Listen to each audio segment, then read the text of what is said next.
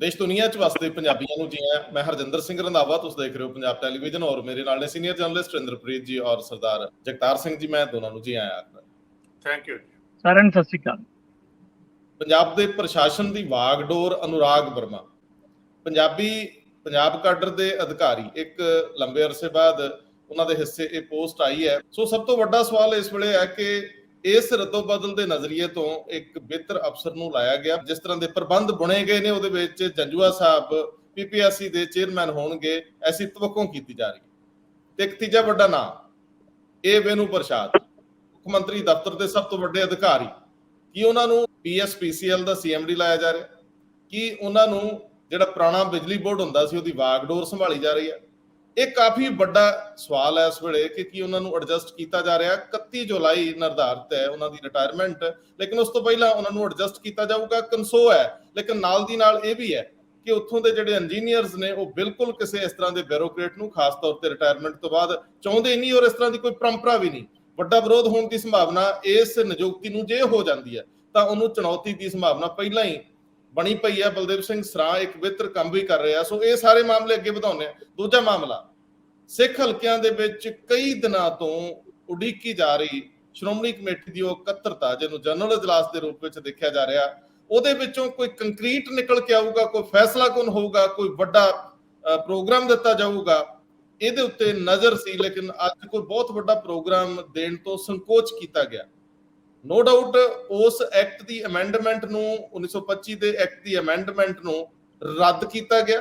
हुण general house रद्द करने दे समर्थ है कि नहीं है, इनू समझण दा यतन करदे हैं। सरदार जगतार सिंह इन्हां मामलिਆਂ ਦੇ माहिर ने और बरीकी नाल ਇਹਦੇ ते टिप्पणी कर रहे हैं। लगातार इनू देख के सारियां धिरां नूं सलाह रूप दे विच भी अपनी गल रख रहे हैं। आखिर क्यों अकाली सभा दे विच फैसला कोई मौकिਆਂ ते फिसलिया जांदा, इस सवाल नूं अगे वधाउने। सब तो पहला इंद्रप्रीत जी, अज चीफ सैकटरी बदले गए, हालांकि ये नियुक्ति 1/7 तो होंद विच आउणी है। 30 जून तक विजय कुमार जंजुआ पंजाब के चीफ सैकटरी है, लेकिन एक पंजाब काडर के पंजाबी मूल के अधिकारी अरसे बाद पंजाब के प्रशासन की वागडोर संभालणगे।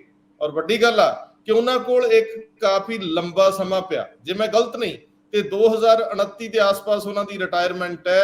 एक लंबी इनिंग खेडन नूं मिल सकती है और अनुराग वर्मा काफ़ी मिलनसार मन्ने जाते हैं, मीडिया नाल संबंध बना के रखते हैं और प्रशासनिक घेरियां दे विच भी उन्हां दी पकड़ आम तौर पर मन्निया जाता है कि सारियां नाल बनी हुई है उन्हां दी। इंद्रप्रीत जी गल तोरो जरा। रंधावा साहब, जिवें कि पहलां तो तय ही सीगा और काफी टाइम तो तय सी कि अनुराग वर्मा जिहड़े हैगे आ वो पंजाब के नवे चीफ सैकटरी हो सकते हैं। बस उन्हां दे आड़े सिर्फ इक्को ही गल आ रही सी कि उन्हां तो 10 अधिकारी जिहड़े हैगे आ वो सीनियर सीगे, जिन्हां चों जिहड़े 4 तो इस टाइम जिहड़े हैगे सेंटर डेपूटेशन ते ने और 6 इस टाइम मौजूदा ने। इन्हां च 2 चीफ सैकटरीट भी ने। मतलब ये बड़ी एक थोड़ी जी सरकार नूं फैसला लैण दे विच भी थोड़ी दिक्कत आ रही सी कि जे इन्ने ज्यादा मतलब अधिकारी जिहड़े कि उन्हां तो सीनियर ने और काफ़ी सीनियर ने, 3-3 4-4 साल भी सीनियर वाले अधिकारी उन्हां तो हैगे आ, उन्हां दे हुंदियां जे तुसीं मतलब 93 बैच दे अनुराग वर्मा नूं चीफ सैकटरी लगाने हो तो फिर किते ना किते मतलब काम कार दे विच कोई दिक्कत ना आ जाए। पहला भी एक बारी जदों मैनूं याद है RS मान साहब नूं लगाया सी, जगतार भाजी नूं तां बहुत क्लैरिटी नाल याद होगा, उदों भी 7 के करीब जिहड़े हैगे आ वो अफसर सुपरसीड किए गए सीगे। ते हुण फिर हुंदे तां हर वारी ने, मतलब मैं नहीं कह रहा कि सुपरसीड नहीं हुंदे। जिहड़ा भी चीफ सैकटरी पिछले मतलब 10-15 चीफ सैकटरी जिन्ने भी लगे ने, मैं कदे नहीं देखा भी कोई वो टॉप मोस्ट ही लग्या होवे।